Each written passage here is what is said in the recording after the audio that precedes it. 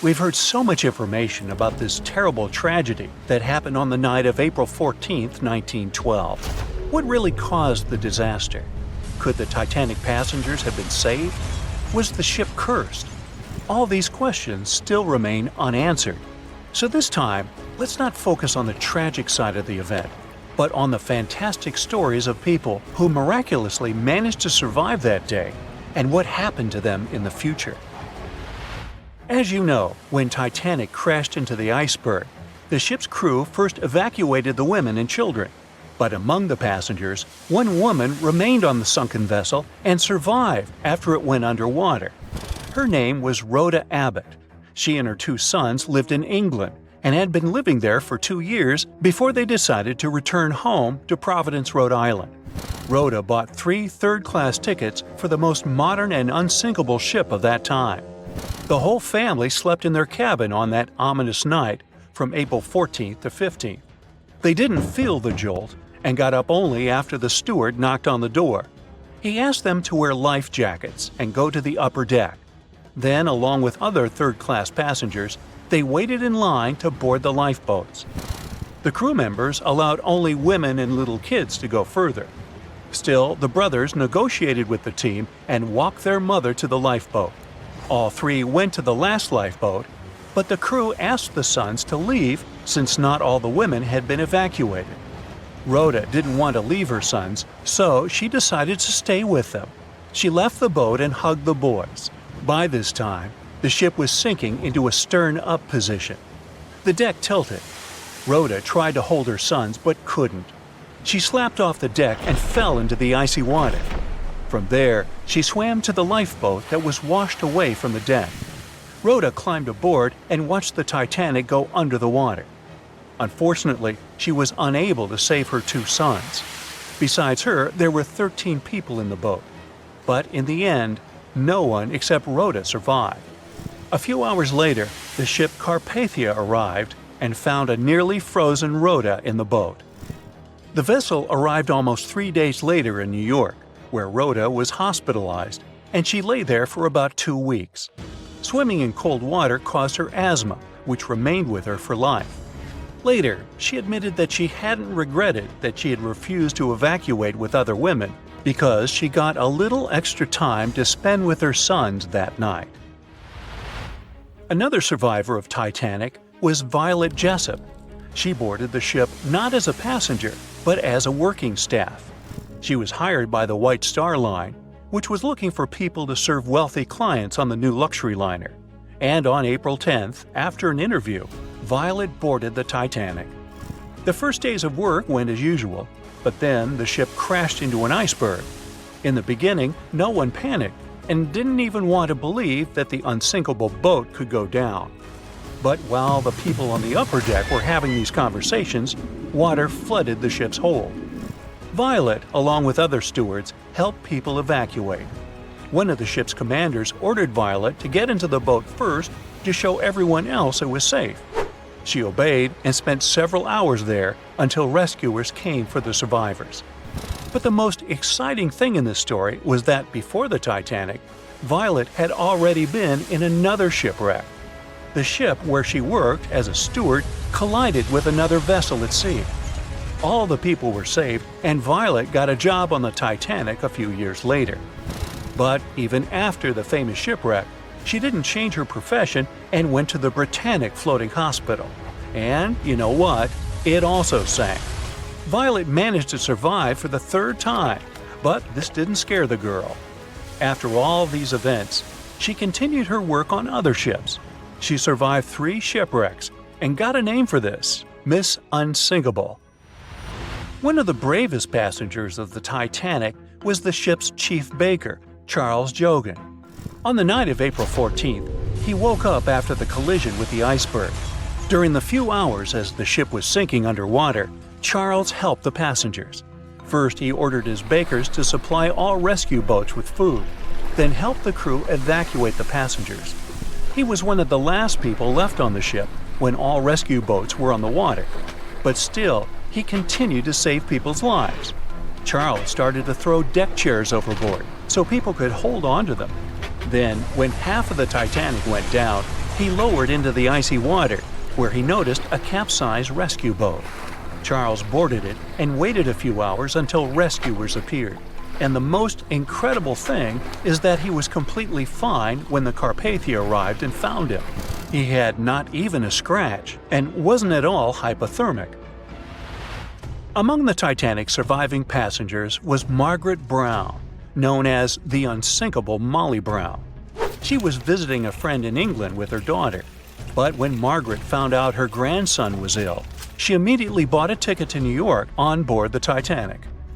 After colliding with the iceberg, Margaret bravely helped people evacuate until the stewards forced her to get into a boat. She continued to help other passengers until they were rescued by the Carpathia. Margaret created a survivors committee and raised about $10,000. At that time, it was quite a lot of money. For many years, she protected and supported the Titanic's passengers, who were in poor financial condition. Margaret also helped to build the Titanic Memorial in Washington. A wealthy English businessman, J. Bruce Ismay, was on board the Titanic, and the shipwreck was not the only disaster for him. He managed to jump into the last boat 20 minutes before Titanic was completely submerged. Thus, he saved his life but condemned himself to eternal contempt. When he was on the mainland, the newspapers began to write about him as the main coward of the Titanic. Also, some articles accused him of sinking the ship. Ismay was a White Star Line company director that created the ship, and according to newspaper articles, the businessman asked the captain to sail faster. He wanted the ship to arrive in America ahead of schedule and receive good reviews in the press. As a result, the ship crashed into the iceberg at high speed and damaged the hull. Nobody proved the businessman's guilt. Almost all of the criticism of Bruce Ismay was concentrated in one newspaper.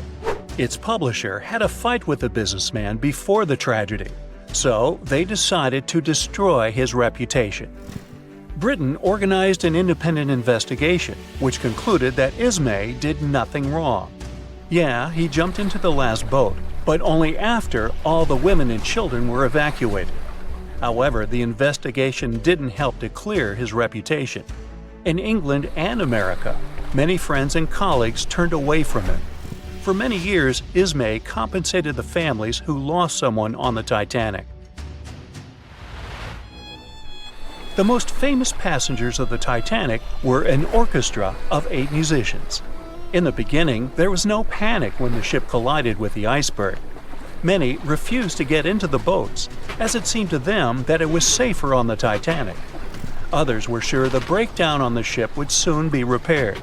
Some people didn't believe the ship could sink.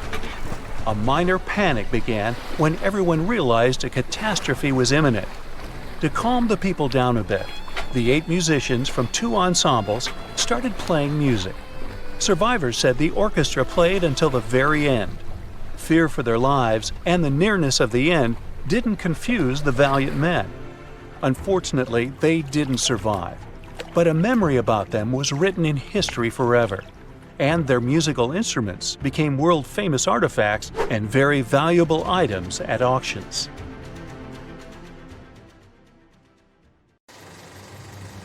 It's April 10th, 1912, a sunny spring day. You're one of the first-class passengers aboard the Titanic, just as the ship is about to depart from Southampton. Imagine everyone's excitement, fresh spring air, the sounds of the sea. You're strolling along the highest deck of the Titanic when you notice several lifeboats. As you start counting the boats, you recall the ship's capacity. It's just over 3,000 people. Wait, but are there enough lifeboats for everyone aboard? Let's look into the numbers. The Titanic could carry a needed total of 64 lifeboats, a number which could have easily helped to save all the passengers on board. Chief designer Alexander Carlisle planned to equip the ship with 48 lifeboats, but the Titanic ended up with a mere 20. The fact that this number of lifeboats wasn't enough for all the passengers was not illegal at the time. This was because the number of lifeboats required was calculated based on the tonnage of a ship, not her passenger capacity. Speaking of the Titanic, this number of boats was chosen for aesthetic reasons, to make the decks look less crowded to the ship's elite and high-class passengers. After the final decision on the lifeboats was taken, Carlyle quit his job. Passengers' strolls on the Titanic's decks were pleasing to the eye, but were they worth it in the end? In 2012, a century after the wreck, new documents related to the scandalous lack of lifeboats were uncovered. It appears that a safety inspector named Maurice Clark proposed the addition of at least 10 more lifeboats 5 hours before the ship was supposed to set sail. But since the ship's owners clearly wanted to leave on time, his plea was overlooked. He was also warned that unless he kept this secret, he would be fired. In retrospect, had the owners followed his advice, an estimated 700 more people might have survived that night. The 20 lifeboats you counted, those that actually made it on board, could have carried only a third of the passengers, even at their full capacity. But tragically, some of them were launched with as few as 12 people when they could have easily saved up to 65 people each. To add to the disaster, the Titanic's crew members were not properly trained on using the lifeboat launching equipment. That's why the boats were launched slowly, improperly, and sometimes without the right supervision. Out of the 20 lifeboats, only 18 were set afloat correctly. Also, passengers were not informed about safety measures. A lifeboat drill should have taken place on the 14th of April, but the captain eventually canceled the event. One of the many myths surrounding the Titanic and its catastrophic ending is also related to the lack of the necessary number of lifeboats. There was no maritime law at the time that said women and children should get into lifeboats first, but it was a universally accepted custom in such types of situations as a shipwreck. Shortly after the Titanic had sunk in the icy Atlantic waters, rumors started to spread.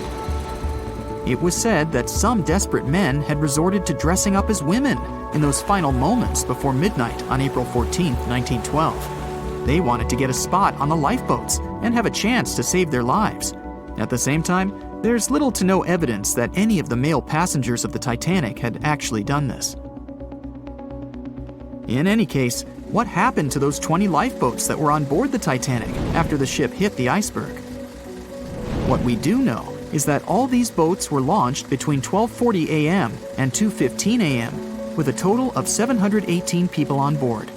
By the time they were rescued by the RMS Carpathia at about 4 a.m. the same day, only 705 people had remained alive. It took the crew of the RMS Carpathia more than 4 hours and 30 minutes to pick up all the passengers and 13 of the lifeboats. This was as many as the rescue ship was allowed to carry. The rest of the now empty lifeboats were left adrift at sea. Those salvaged were later given back to the White Star Line, the British shipping company which operated the Titanic. Strangely, after being returned, they appeared to have vanished from official records. The last image ever taken of the 13 surviving lifeboats was of them getting unloaded in the New York harbor.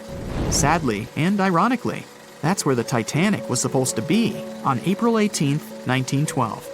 The lifeboats were then rid of their Titanic nameplates or any other markings that could have linked them to the ship. Some sources claim that the boats were eventually destroyed. But was this actually the truth? The fate of one particular lifeboat has been the source of much debate. Collapsible Boat A, the last one to leave the ship, was retrieved by the RMS Oceanic a month after the crash. At that time, it was a shocking 200 miles away from the spot where the Titanic had sunk. Also, in the boat, there was a wedding band engraved with the words "Edward to Gerda," a sad omen to a couple that were lost at sea after managing to escape the sinking Titanic. Later identified as Edward and Gerda Lindell, the couple was traveling from Sweden to the U.S. to relocate.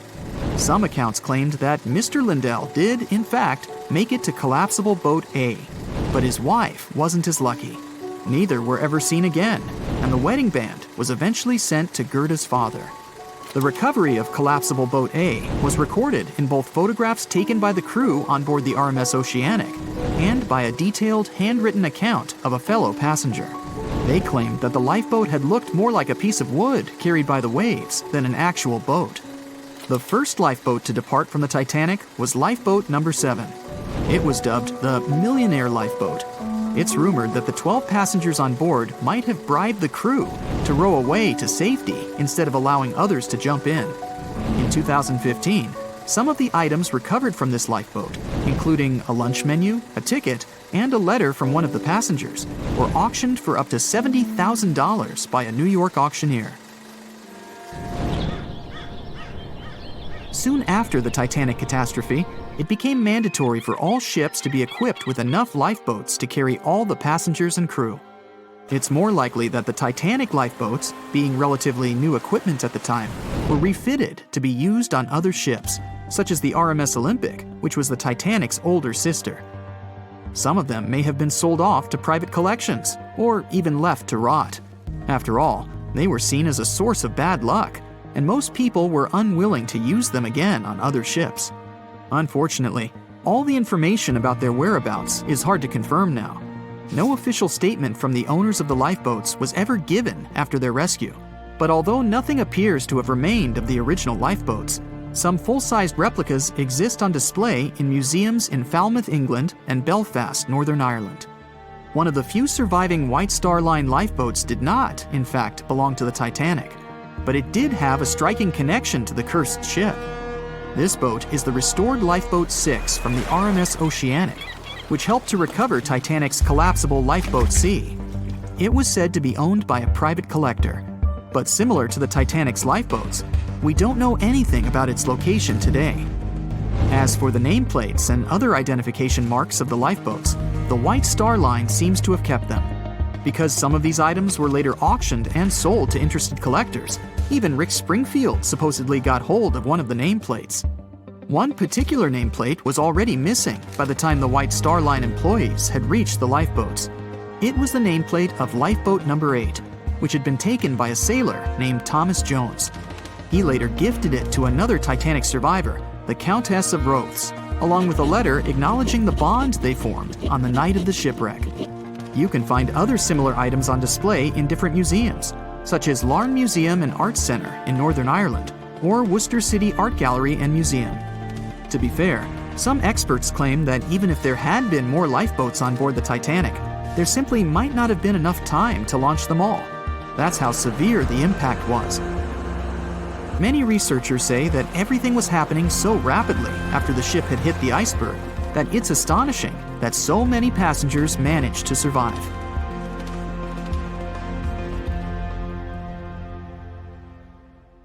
John watched on in disbelief as he drifted away on a piece of wood. In the freezing waters of the Arctic, slowly drifting away. John looked upon the vessel he had worked and lived on as it raised its enormous bow high into the sky, then broke in half, causing a sound that only a crack of lightning could replicate. Distraught and dumbstruck, believing that he, and he alone, knew the dark truth behind the demise of the unsinkable ship, the Titanic. 5 days earlier, as the Titanic set sail on its maiden voyage, John worked hard alongside his mates in the coal bunker, stocking up the coal to feed the Titanic's mighty furnace. They had stocked and stored more than John had ever witnessed on any other ship he'd worked on. But this was the Titanic, the grandest ship to have ever sailed the seas. On the Titanic, there could never be too much coal. As they left Belfast and pushed toward Southampton, there was a large bang below decks that went unnoticed. The furnace was roaring and the turbines were spinning, pushing the Titanic forward at a quickened pace. The crew cheered as the vessel moved forward, unaware of the loud, concerning noise. Arriving in Southampton, Greg came aboard, amongst hundreds of other passengers. With 13 years at sea, his vast experience included the role as a quartermaster on 6 previous ships. Ready for a new challenge aboard the greatest vessel ever made, he was looking forward to this next challenge of his career. Greg came with a wealth of experience, especially with sailing through the Arctic. His role was vital within the crew, understanding the seas around the North Pole. He would be a key lookout as they set to cross the perilous path of the Iceberg Alley. Greg had some concerns regarding the voyage. The Earth's orbit was remarkably close to the Sun and the Moon, causing higher tides. This would make icebergs more prominent, drifting them further away and towards the route of the Titanic as they journeyed to New York. Assessing the lookout tower and inspecting the available gear, Greg found no binoculars. This made him concerned, but the sailors just laughed at Greg. If the deck is short on ice cubes, we'll be sure to plow right through a berg to resupply." A sailor laughed. Greg didn't share this sentiment. Eager to find out why they had been left short-handed on equipment, since he had such a vital role on the ship, Greg inquired further. Sadly, the officer with the keys to the binocular supply cupboard had been removed from the crew at the last minute. Greg couldn't believe something of this importance had been overlooked. For such a mighty ship with so many people aboard and crossing in a particularly perilous path, this just didn't make sense. But not wanting to be fined for breaking into the ship's property, Greg let it slide, hoping that they wouldn't need the binoculars in the end. Ultimately, if there were icebergs expected, a warning call would be made to the captain, informing of any concerns. Little did Greg know that a warning had been received, notifying of the dangers that awaited. But the telegram didn't provide the required prefix, which would have ensured direct delivery to the captain. So, the critical warning was just overlooked. John and his crew below decks prepared for departure, stoking the engines. He noticed an essence of thick exhaust, far too heavy than what would be expected from the furnaces. The crew searched throughout the lower decks. Following a thorough search, they managed to locate the cause of the exhaust. It was an ignited pile of coal within a coal bunker. Unknown when it had ignited, a buildup of coal had clearly been smoldering, slowly growing in size. The amount of smoldering coal was concerning. The alarm was raised, alerting an officer to review the matter. The officer assessed the damage and confirmed with the captain that it was deemed to be of little concern, as only minor damage had been caused. John was unsure of this assessment, as he knew that in confined spaces, surrounded by iron bulkheads, an oven-like environment arises that intensifies the heat with time. But the Titanic would power forward, making no sense to John as they had only just departed from Southampton. He was sure they would have turned back. John and his crew were ordered to shovel the already lit coal into the furnace and continue shoveling until all the smoldering contents would be contained. It was a possible but painstaking task that could take the entire journey. The continuous intake of coal would ensure the turbines would spin at a constant accelerated pace, not what the Titanic was designed for. It was meant to be a luxurious passenger liner and not for breaking speed records. However, the crew would find enthusiasm in not only acknowledging the Titanic as unsinkable, but also as the fastest. John and his crew continued to shovel the coal into the furnace for several days. The temperature within the bow was becoming hotter every day. The bulkhead's contained heat was so severe that it became weak at the seams in the iron walls and rivets. "2 more days, lads, just 2 more days!" John was laughing, trying to raise the spirits of his mates as they were working tirelessly. But as they were all laughing, joking, and looking forward to dry land, they unknowingly approached their final destination. The Titanic was speeding through the calm sea. Greg looked ahead, above in the lookout tower, keeping a keen eye out as they were in iceberg territory now. Even though the way seemed clear, false horizons could occur, creating confusion about how far objects in the distance truly were. As they were traveling in the Gulf Stream waters into the colder Labrador Current, air columns cooled from the bottom upwards, creating a thermal inversion. This incredibly high air pressure ensured fog wasn't present, providing a deceptively clear outlook. But the thermal inversion can also create optical illusions, showing the horizon further away, appearing higher in the distance, or masking whatever objects that could come before it. These false horizons could easily hide any icebergs that could be approaching. Greg knew the perils of a calm sea in the Arctic, preferring the rough waters, where it's easier to detect icebergs within waves. Peering from the lookout, Greg was looking towards the dark abyss ahead. Suddenly, within 1 mile directly in front, a formidable image quickly emerged from the dark waters surrounding. "Iceberg right ahead!" Greg yelled to his mate, who quickly called to the helm and directed them to steer hard to starboard. The helmsman received the call. In the heat of the moment, he turned the wheel counterclockwise. He then realized he'd turned the wheel the wrong way and quickly went in the opposite direction. The ship aimed towards the iceberg, veering to the port side whilst reducing speed. Although there was a delay in turning the wheel, since there was a short distance from the signal and the fast pace that they sailed at, it may not have made a difference. As they approached the iceberg, it appeared as though they'd miss it. but over 87% of an iceberg is underwater. And as they came along the side, the hidden ice underneath hit the port side bow, piercing the side of the hull with a 12-square-foot tear. The ship shook, with all aboard aware that something was amiss. Amongst the confusion and fear, they were oblivious of the damage. As they gathered their bearings, 6 out of 16 compartments were quickly filling up with seawater. The hull could only withstand 4 compartments filling before sinking. Time was ticking as the Titanic made its descent into the depths. The weakened bulkhead with heated steel pillars and rivets broke under the pressure and sudden change of temperature from the ice-cold water. The call was made to abandon the ship. Lifeboats were prepared to be released, while help signals were sent out to nearby ships. The radio operator was guiltily sitting, constantly calling out to a nearby ship that had been in contact with the Titanic recently. There was steady communication with this ship over the past few days, providing warnings of icebergs since the Titanic departed from Southampton. The final warning message received was just 1 hour ago. Upon receiving the final warning, the operator ignorantly responded, "Shut up," with the assumption that their warnings of icebergs were pointless. Following this unfortunate response, the ship turned their radio off and provided radio silence. The closest ship that was responding to their distress signals was 500 miles away, too far to provide any assistance in time. There were countless mistakes that caused the Titanic's watery end, whether they contributed directly or from sheer ignorance. The most tragic of them was the number of people aboard the ship, 2,224 of them. There were only enough lifeboats provided to rescue 1,178, barely half of the people. The Royal Mail Ship, or RMS Titanic, easily the most famous steamship in history, was once the symbol of luxury and dreams that promised to come true. It took 3 years and 3,000 people to construct it.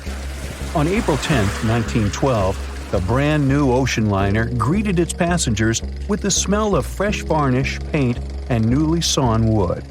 Back then, they still used lead for the production of paint and linseed oil as a binder, so that smell must have been powerful. When it was fully operational, the giant vessel consumed around 850 tons of coal per day, and the passengers would also smell its fumes. Another odor that must have filled the Titanic's decks, at least the first-class ones, was the new scent by the famous French perfume house Guerlain. It was released earlier in the same year and quickly became a hit with the well-off ladies. The perfume that you can still buy today is a mix of violets and iris with creamy vanilla. On the dramatic evening of April 14th, when Titanic only had hours to live, the unknowing waiters were serving oysters, lamb and mint sauce, roast duck with applesauce, and other delicacies to their first-class guests. The second class was filled with the smells of curried chicken, spring lamb, and roast turkey. Third-class passengers had simple gruel and biscuits that night. At 11 p.m., as the ship got dangerously close to the iceberg, the new smell added to the mix. It was a mineral odor with metallic notes. If you have ice in your fridge, you must have noticed it takes the smell of neighboring foods. The same happens to icebergs.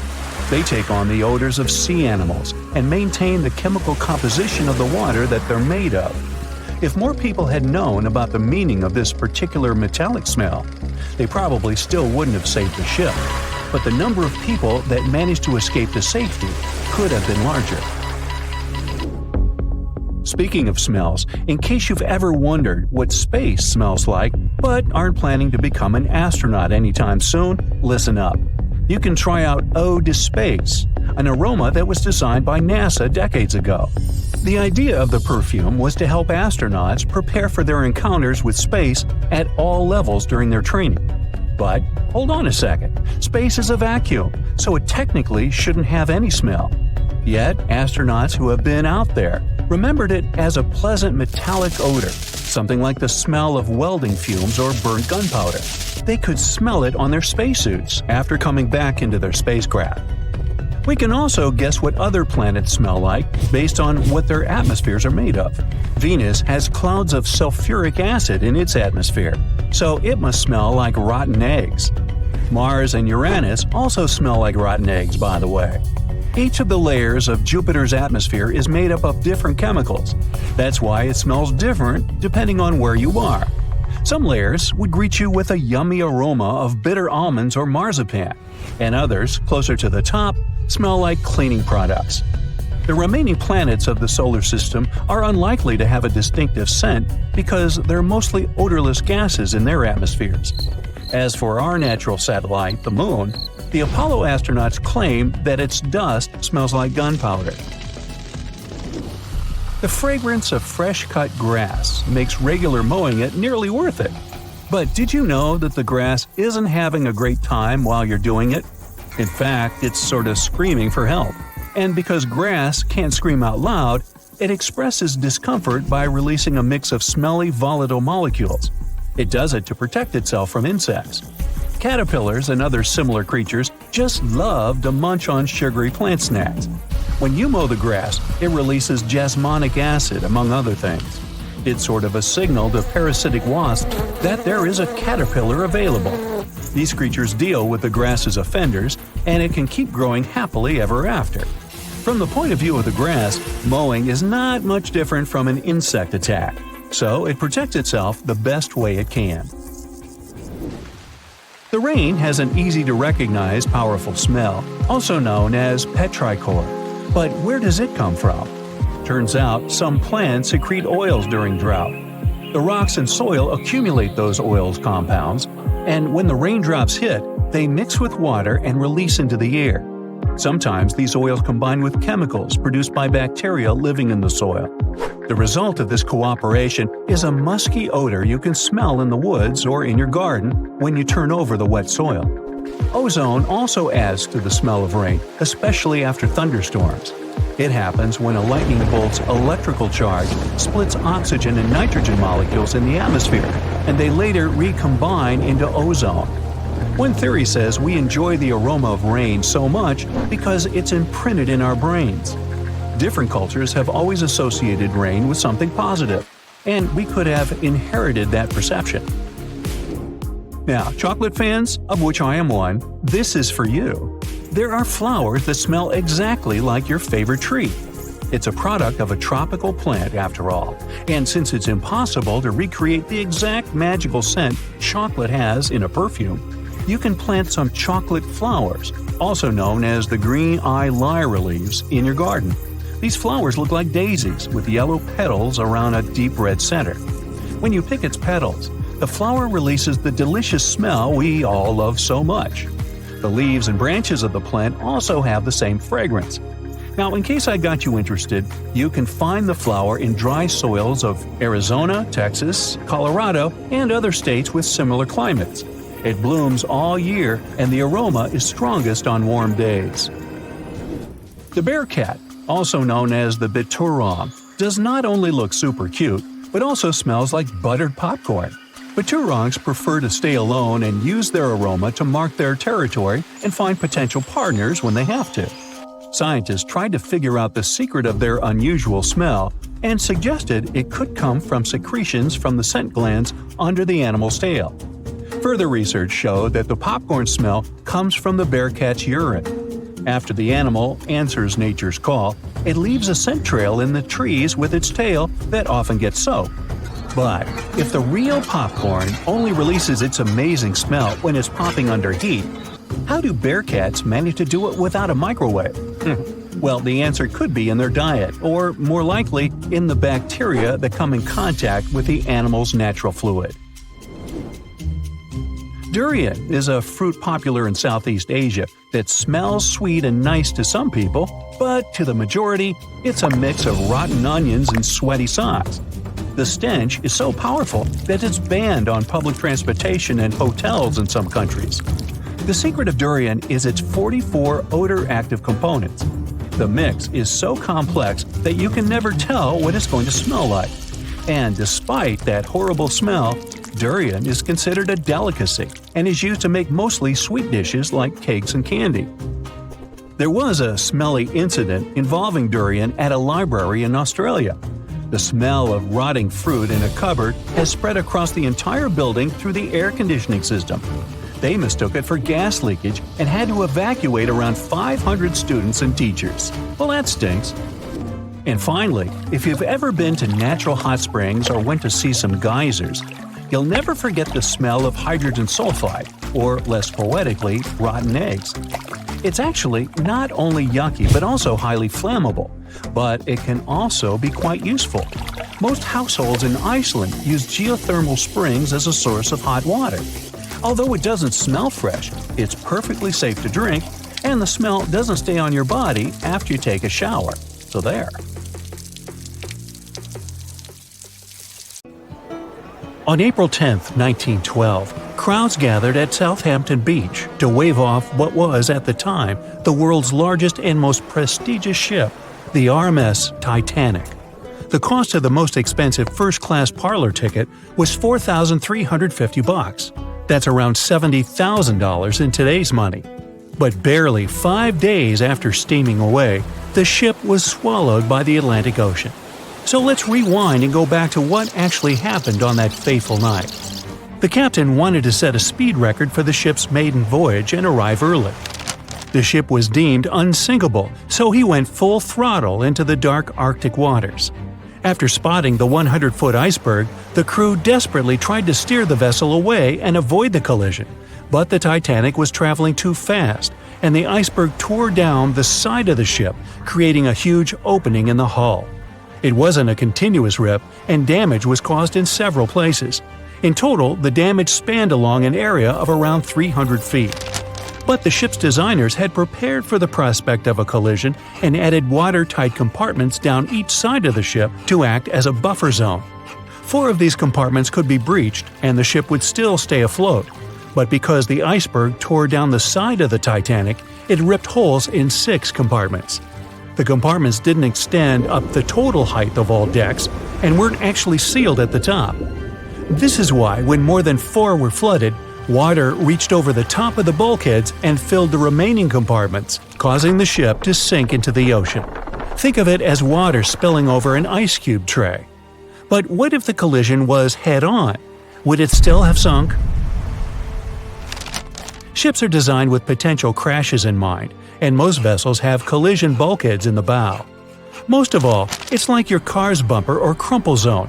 It's a safety feature that can withstand a direct hit.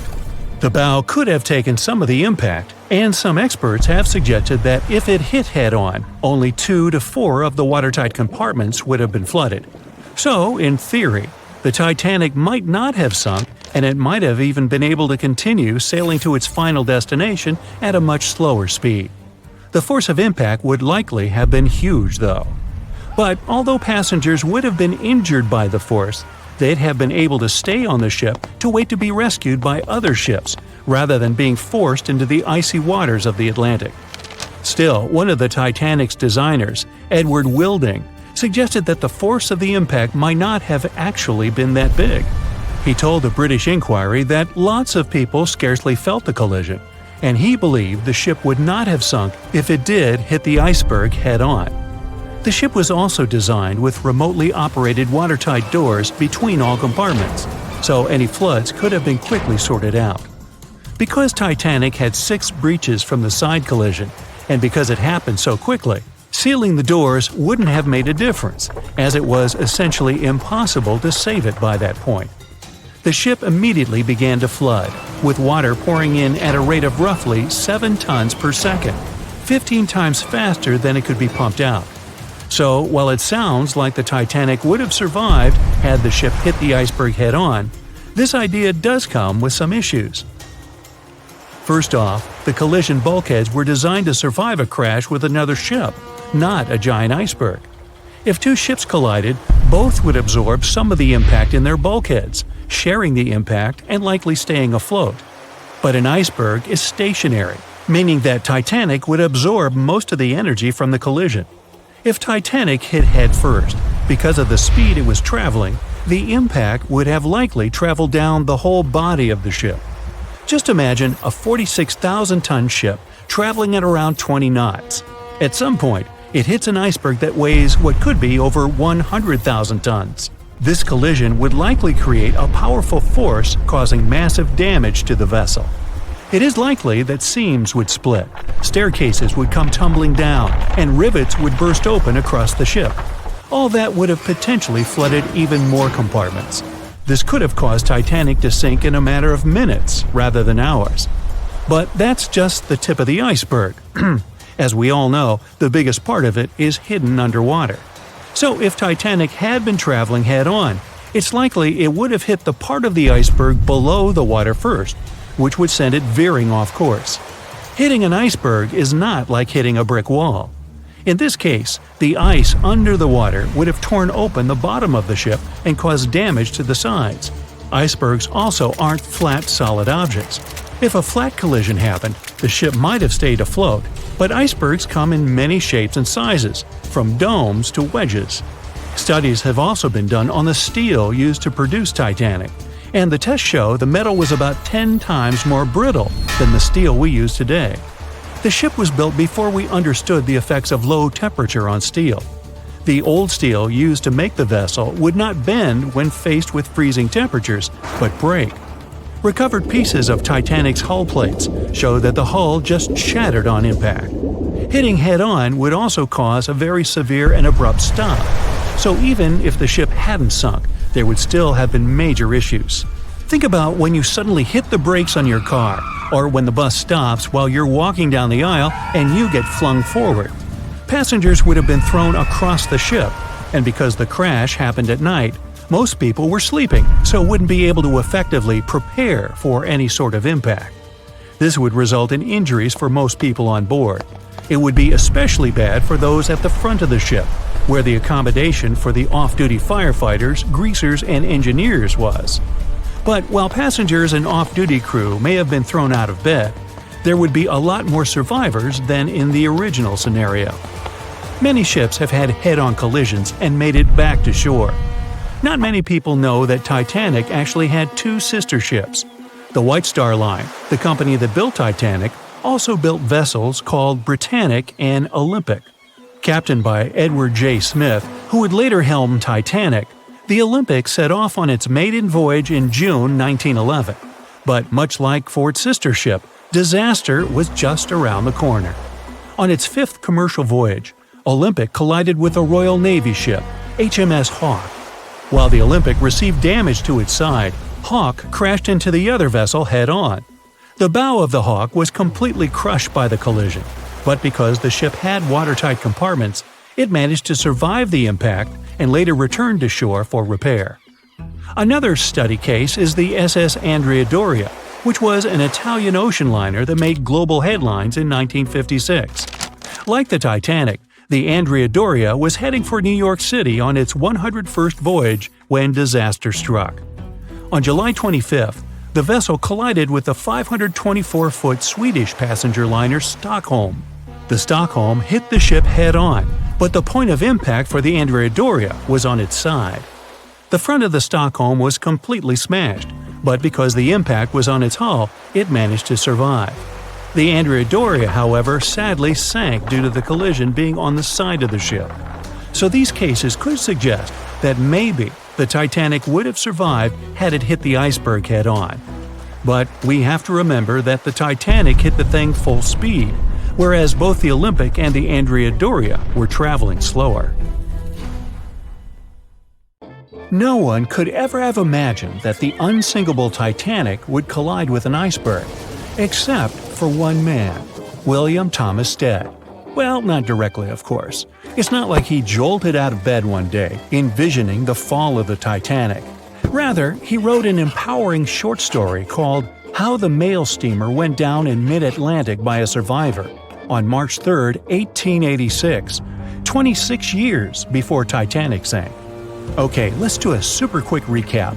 Titanic was traveling from Southampton to New York in April 1912 in the North Atlantic. The ship hit an iceberg, and less than 3 hours later, it was completely underwater. Out of 2,208 people on board, just 706 survived due to the limited number of lifeboats and icy cold water. Another passenger ship, Carpathia, heard the distress call, picked up the survivors, and brought them safely to New York. The short story William Stead wrote was about Thomas, a British sailor, who got on a passenger liner bound for the U.S. At one point, the protagonist realized there weren't enough lifeboats for everyone on board the ship in case something happened. A couple of days later, heavy fog covered everything in sight. Luck was not on the liner's side, and it collided with a stray ship, just like Titanic struck an iceberg. Only 200 out of the 916 people made it safely to the U.S. The main character managed to survive by jumping into the water and climbing into one of the lifeboats. Now, you'd think that the story riled up everyone in the industry to add extra lifeboats on ships. But sadly, it received very little attention when it was published. Even more tragically, William Thomas Stead was on Titanic when it sank, and he didn't make it. The survivors who knew Stead mentioned that he had always been cheerful and had loved to chat during meals. He complimented the ship's design and how sturdy it was. Witnesses also talked about how he had been helpful when the ship had been sinking, having given his life jacket to someone else. He was a journalist by profession and was on his way to New York for a ceremony. One of his most important contributions to modern journalism was the use of illustrations in every newspaper article. He also introduced newspaper interviews, and they're still used to this day along with illustrations. But this story wasn't the only published work that predicted the disaster. Morgan Robertson was an author and former ship captain who wrote short stories and novels. His most notable novella is The Wreck of the Titan. It's also known as Futility. The book was written in 1898, 14 years before Titanic. It was a fictional story about the Titan, an ocean liner similar to Titanic, which was crossing the North Atlantic. It's also a coincidence that Titan was just as fast as Titanic and shared many other similarities, like size and design. The book described it as unsinkable and the largest ship to hit the ocean at the time. That's what they said about Titanic, too. Another eerie similarity was the limited number of lifeboats it had. The story took place in April, and that's when Titanic set off on its journey and hit the iceberg. The Titan story also mentioned that barely anyone had survived that horrible accident. Unlike Stead's story, the protagonist of Robertson took a different path. The Titan sinking happened somewhere halfway through the book, so after the accident, the main character went on with his life. The book was brought back into the spotlight after the Titanic disaster. How could someone describe the events that took place almost a decade later so accurately? Many started to believe Robertson could see the future. But the reality was that Robertson knew his way around a ship. It was easy for him to write down the nitty-gritty of things without doing more research. Realistically, one of the biggest threats for ships at that time was hitting an iceberg or colliding with other ships. The next story sounds somewhat mysterious. Once, Alex Mackenzie heard a voice that warned him not to board Titanic. But when he turned around, there was nobody there. As he continued walking, the voice spoke to him again. But this time, it was louder and more distinct. He took the warning seriously and decided to cancel the trip and go back to Glasgow, Scotland, his hometown. His grandparents weren't too happy to find him back home instead of on Titanic. After all, the ticket was very expensive. That disappointment very soon disappeared when they heard that the ship had struck an iceberg. John Coffey was a member of the crew of Titanic, but he decided to ditch the ride when the ship stopped at his hometown in Queenstown, Ireland. His inner voice told him to get off the liner, and he did. He was only 23 at the time, and for someone his age, it could be a major career boost and an opportunity to grow.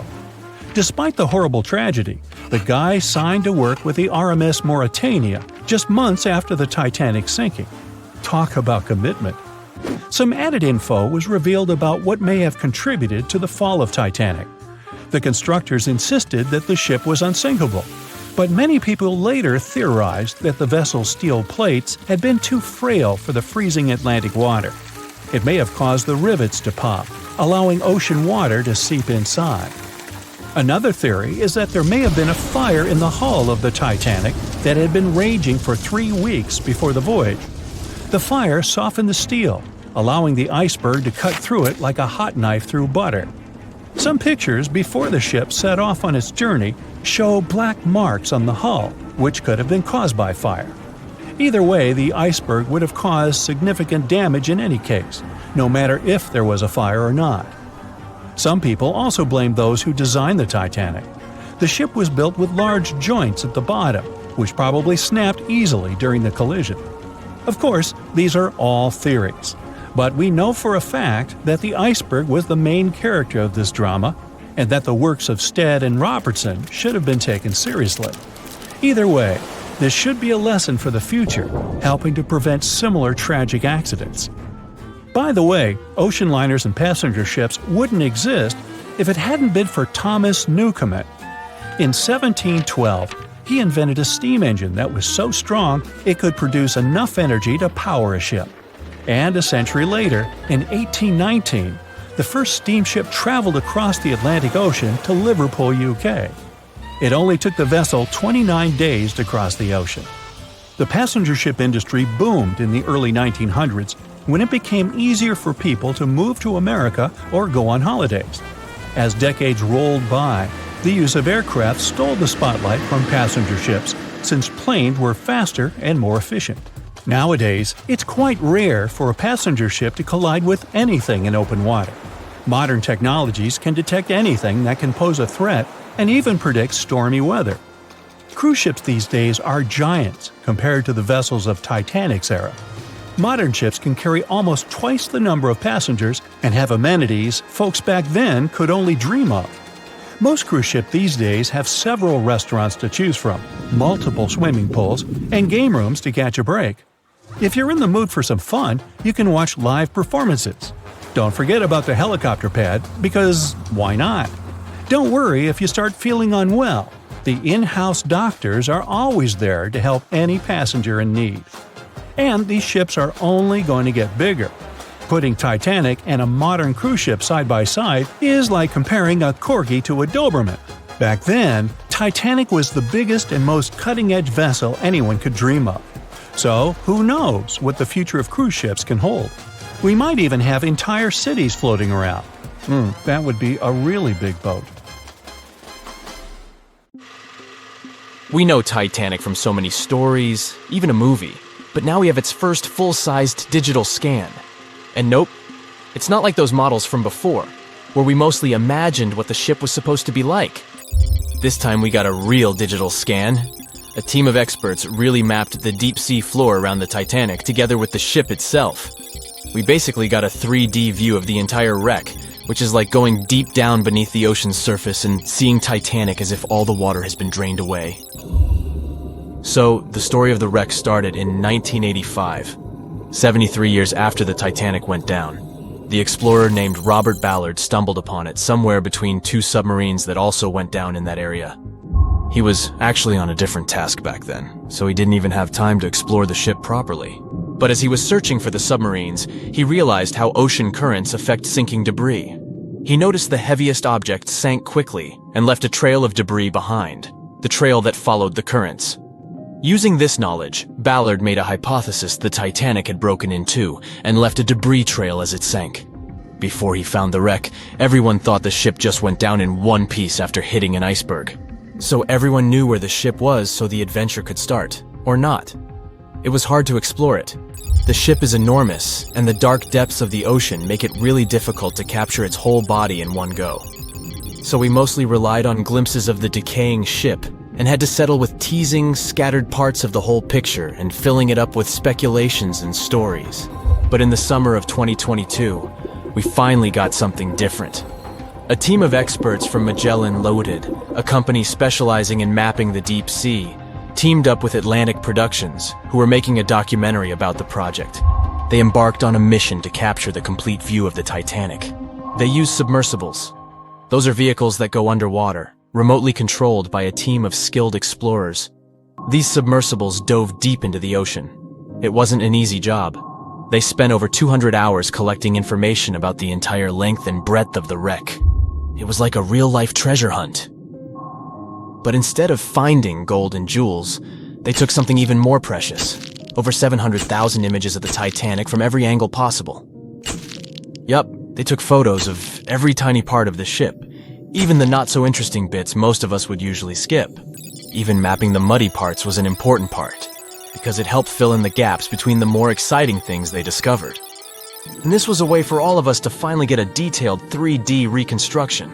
Even though it's been more than 100 years, you can still recognize the bow of the Titanic, covered in rust that hangs down like stalactites.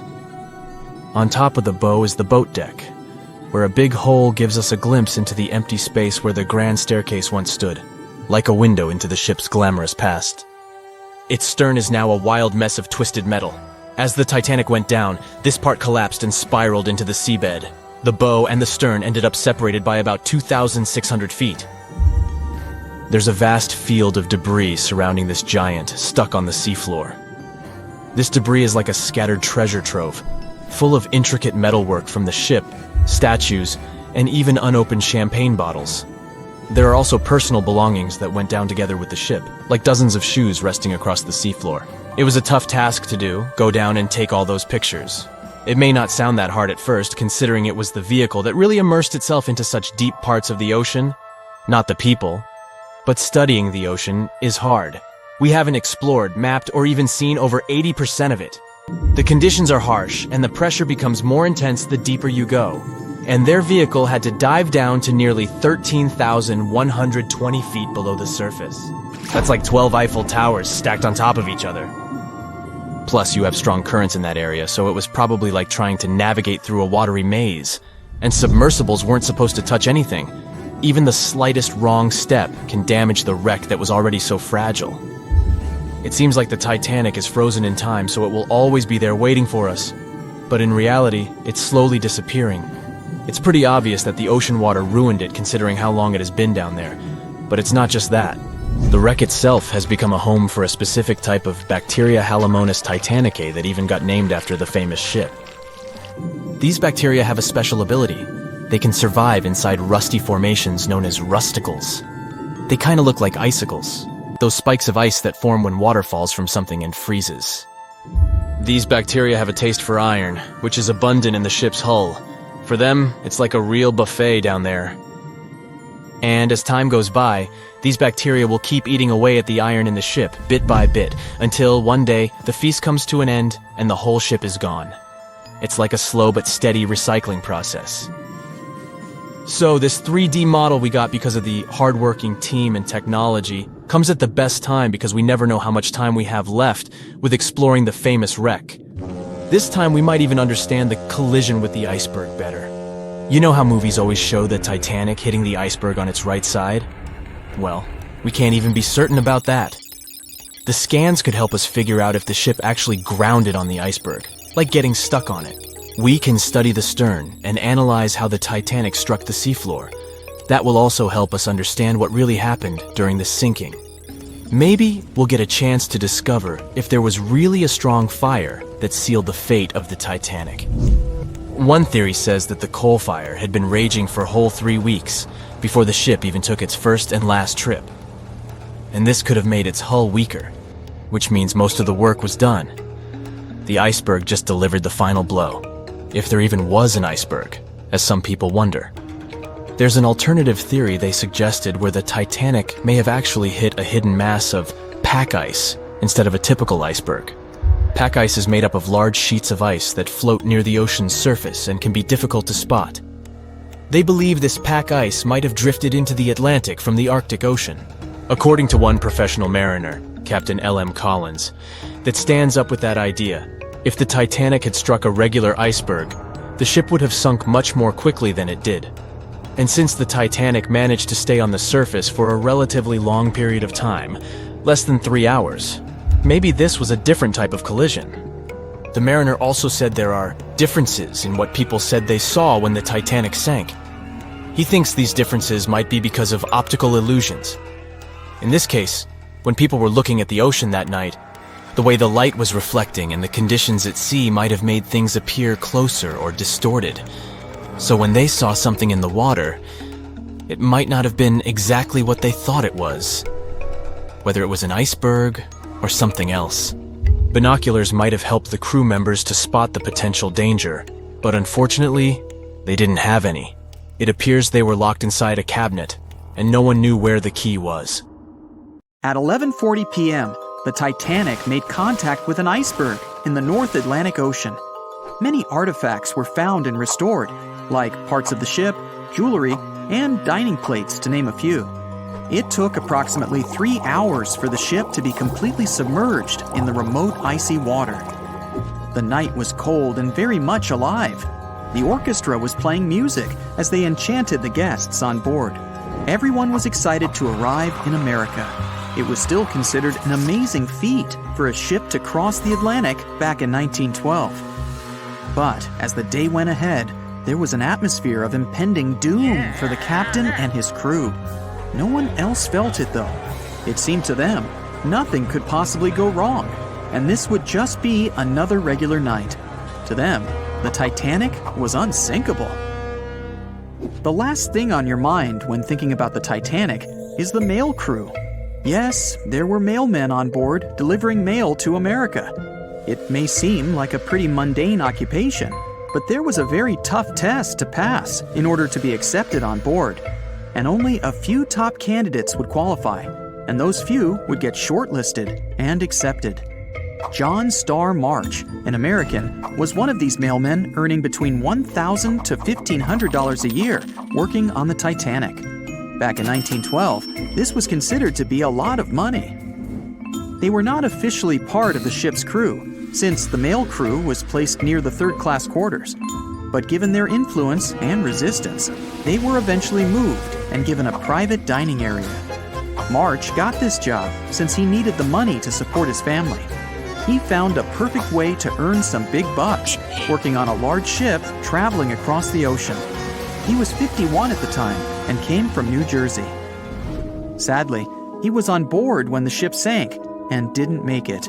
But they recovered a pocket watch that gives us a little insight into what happened that fateful evening. It's a gold case engraved with filigree and had a caption saying it was made by the Elgin National Watch Company. On the surface, you'd think this would just make a pretty cool antique sitting over the fireplace, but there are some unusual details about it. There are obvious signs water seeped beneath the glass, and the black arms of the watch indicate the time to be exactly 1:27. It leaves us wondering why the clock stopped at this precise hour. What was the owner doing? The mail clerks were operating a fully functioning and efficient mail sorting facility on board the Titanic. This wasn't something you'd come by often on a cruise ship, since typical ocean liners use closed mail bags to transport the mail from one port to another. But the mail sorting facility on the Titanic allowed passengers to send out postcards whenever the ship docked in transit zones in Ireland and France. According to reports, people started heading back to their rooms at around 11 p.m., but some of them were still hanging around and enjoying their night. The 5 mailmen were celebrating a colleague's birthday in their separate dining room. 5 minutes before impact, crew members spotted the iceberg and rang the bell 3 times as a warning that something was ahead of the ship. They gave orders for the Titanic to move left, or, as they say in the biz, hard a starboard, to make the engines reverse. It was not enough to avoid the great impact. At 11:40 p.m., the Titanic struck the iceberg, and disaster erupted on the inside. Not just water seeping in and ultimately sinking the ship, but panic and chaos among the passengers and crew members. Captain Smith reached the deck and was informed that the Titanic had hit an iceberg. And at the same time, the mailroom began filling with water. We know that the 880-foot ship was completely submerged at around 2:20 a.m., with 706 survivors. The time between the impact and the sinking was really eventful.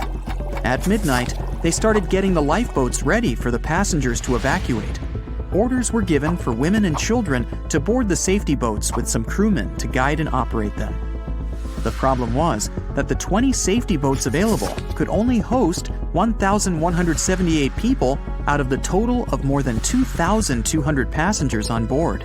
March and his colleagues began sorting out the mail. There was chaos in directing and ordering around. With each second passing, icy cold water was filling the ship. 15 minutes after midnight, Captain Smith ordered his crew members to send out a distress signal. Even though SOS was established earlier than the Titanic, many others used CQD. The CQ stands for General Call, and the D is Distress. The Frankfurt was too far away to help, even though it was one of the first to respond. Even the Titanic's sister ship, the Olympic, responded, but it also was too far away. At 12:20 a.m., the Carpathia received the urgent message and redirected from its original course to help them out, even though they were 58 nautical miles away. Although this was some relieving news, the water kept seeping in at an alarming rate. It wasn't easy to keep everyone calm, knowing that the ship could be underwater in a matter of hours. At this point, many passengers were already on board the safety boats, waiting to descend into the water. The musicians on board began playing music for the ones still waiting. At first, they were playing in the first-class lounge, and then they moved to the deck. There's a debate on how long they were playing for and what song it was. None of the musicians made it out. The 5 mailmen on board were also doing their duties while the ship was sinking.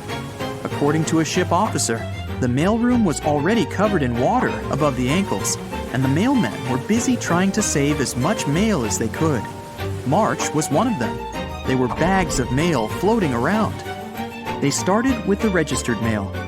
Witnesses of the Titanic sinking reported the mailmen were putting bags of mail on the deck to keep them from getting wet until help arrived. They also mentioned bags of mail were floating about in the freezing water.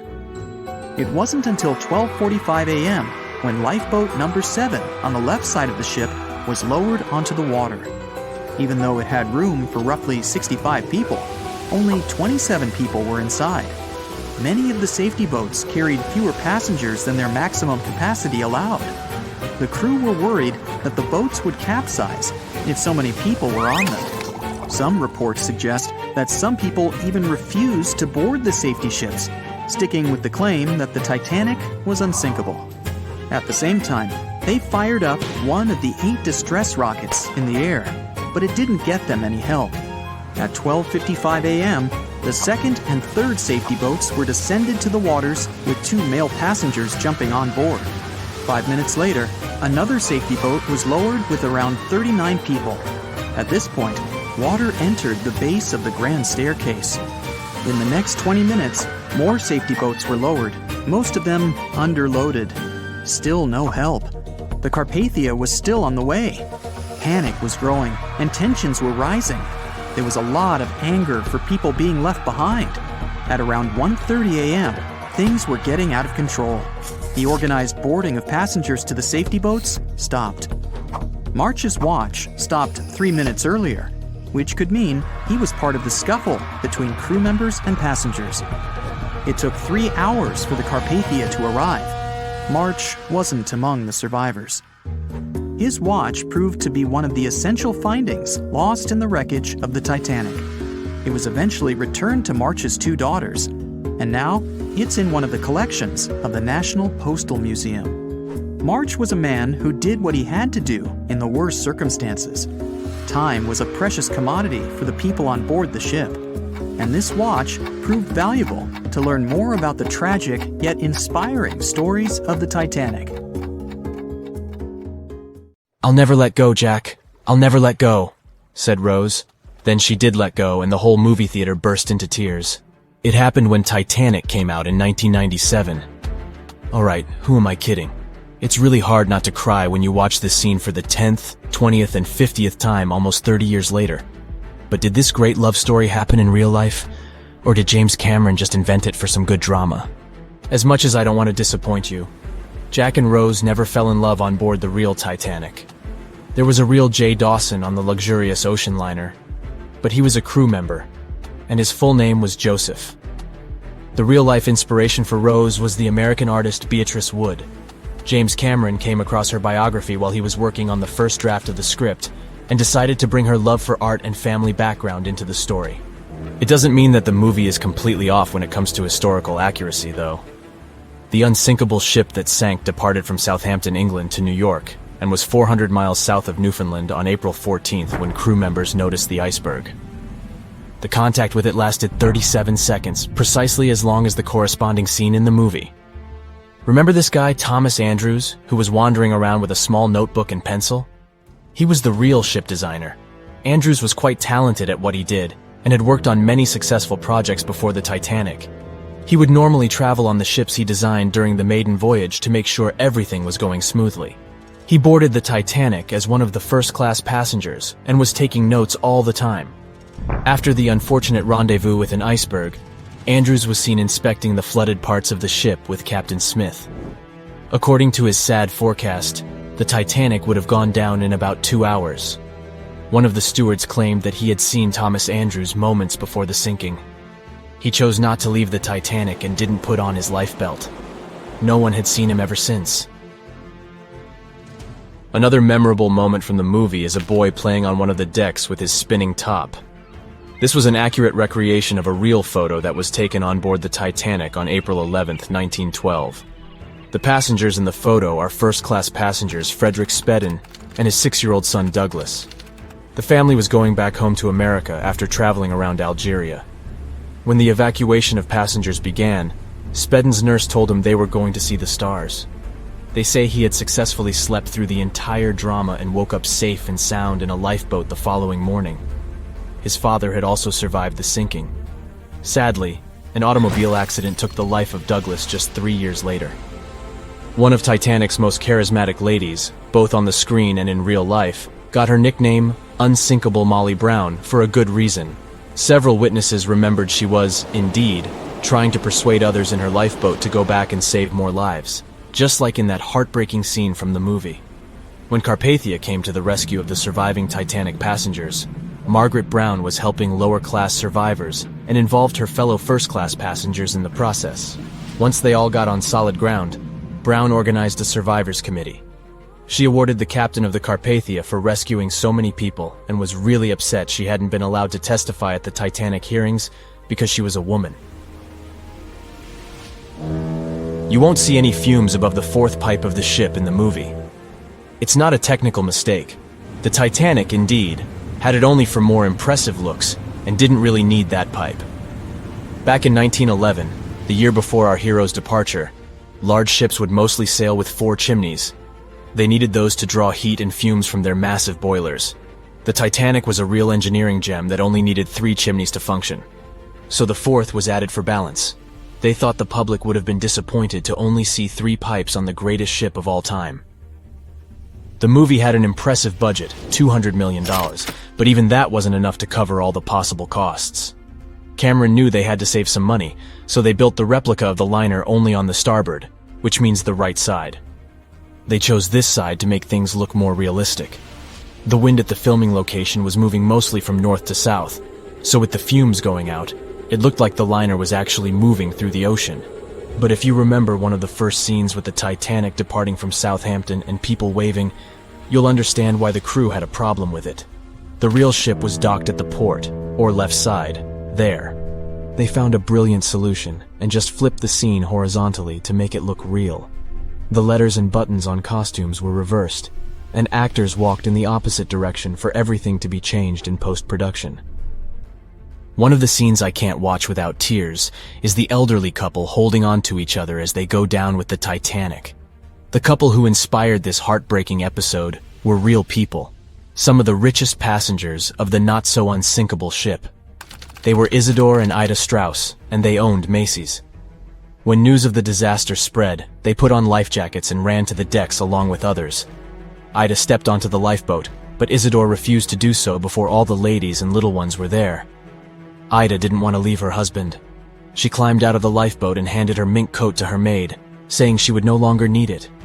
Isidore wrapped his arms around Ida, and they remained on the bridge of the ship until a huge wave swept them both into the sea. So the bed scene wasn't that accurate, and James Cameron later admitted he had taken some license as a director. You know this guy who was drinking from a flask next to the main characters as the ship was going down? His name was Charles Jugan from England, and he was in charge of 10 bakers, 2 confectioners, and a Vienna baker aboard. He was expecting to earn a real lump sum and would have been one of the best-paid crew members if everything had gone well. The night the iceberg hit, Joe Hinn was off duty, taking a rest in his bunk. He immediately woke up and sent his bakers to deliver bread to lifeboats. He then returned to his room for a drink. Once he came back on the deck, he helped others get in his assigned lifeboat. There was no more room for Charles inside, so he ended up on the outside of the rails of the ship. Finally, when the Titanic submerged, he just swam away, and as the sun rose again, he found one of the lifeboats and was rescued by Carpathia. The contents of the flask must have helped him survive. The well-dressed man who decided to stay on the Titanic forever was American businessman Benjamin Guggenheim. That last name probably sounds familiar. And yes, he was from that famous family. Guggenheim was traveling with his valet, his significant other, a singer from France called Leontine, her maid, and their chauffeur. They all boarded the Titanic in France during one of the short stops it made after leaving Southampton. When disaster struck, Benjamin was helping the ladies get in their lifeboat. He reportedly said they were only saying goodbye till the next day. He was sure the ship would be quickly repaired. After helping many women and youngsters get in the boats, Guggenheim chose not to fight over the remaining seats. He and his valet returned from the decks to their first-class suite and put on their finest suits to go down like gentlemen. Back when it was built, the Titanic was one of the largest and most luxurious passenger ships, with high-class features like a grand staircase, a swimming pool, and a gymnasium.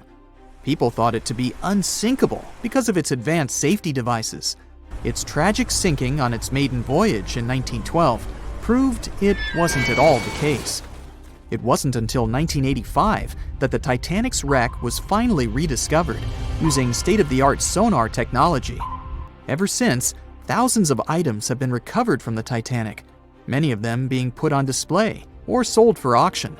Things like jewelry, a life jacket, a menu from the ship's restaurant, or even a sample square of carpet from the first-class stateroom have all baffled the public and told stories of the many on-board people. Scientists have even tried to come up with strategies to get the Titanic back up, not because they want to put it up for display, but so it can be properly studied, and more importantly, to stop it from getting more and more damaged at the bottom of the ocean. Some have suggested filling the wreck with ping-pong balls to make it float, while others even considered injecting it with 198,000 tons of Vaseline. Another creative solution was proposed, the idea of using a giant claw or scoop to lift the Titanic. Nobody came up with this device.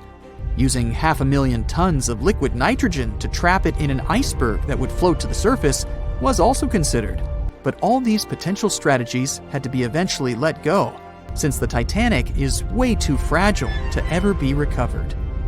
As the Titanic's iconic bow railings are in danger of collapsing, metal-eating bacteria continue to chew away at the ocean liner's wreckage. An undersea exploration company plans to gather data about the ship's deterioration in annual expeditions. They hope this will help them learn more about the Titanic, and also more about the ecosystem that shipwrecks create. The over 100-year-old ocean liner is also being damaged by deep-sea currents daily.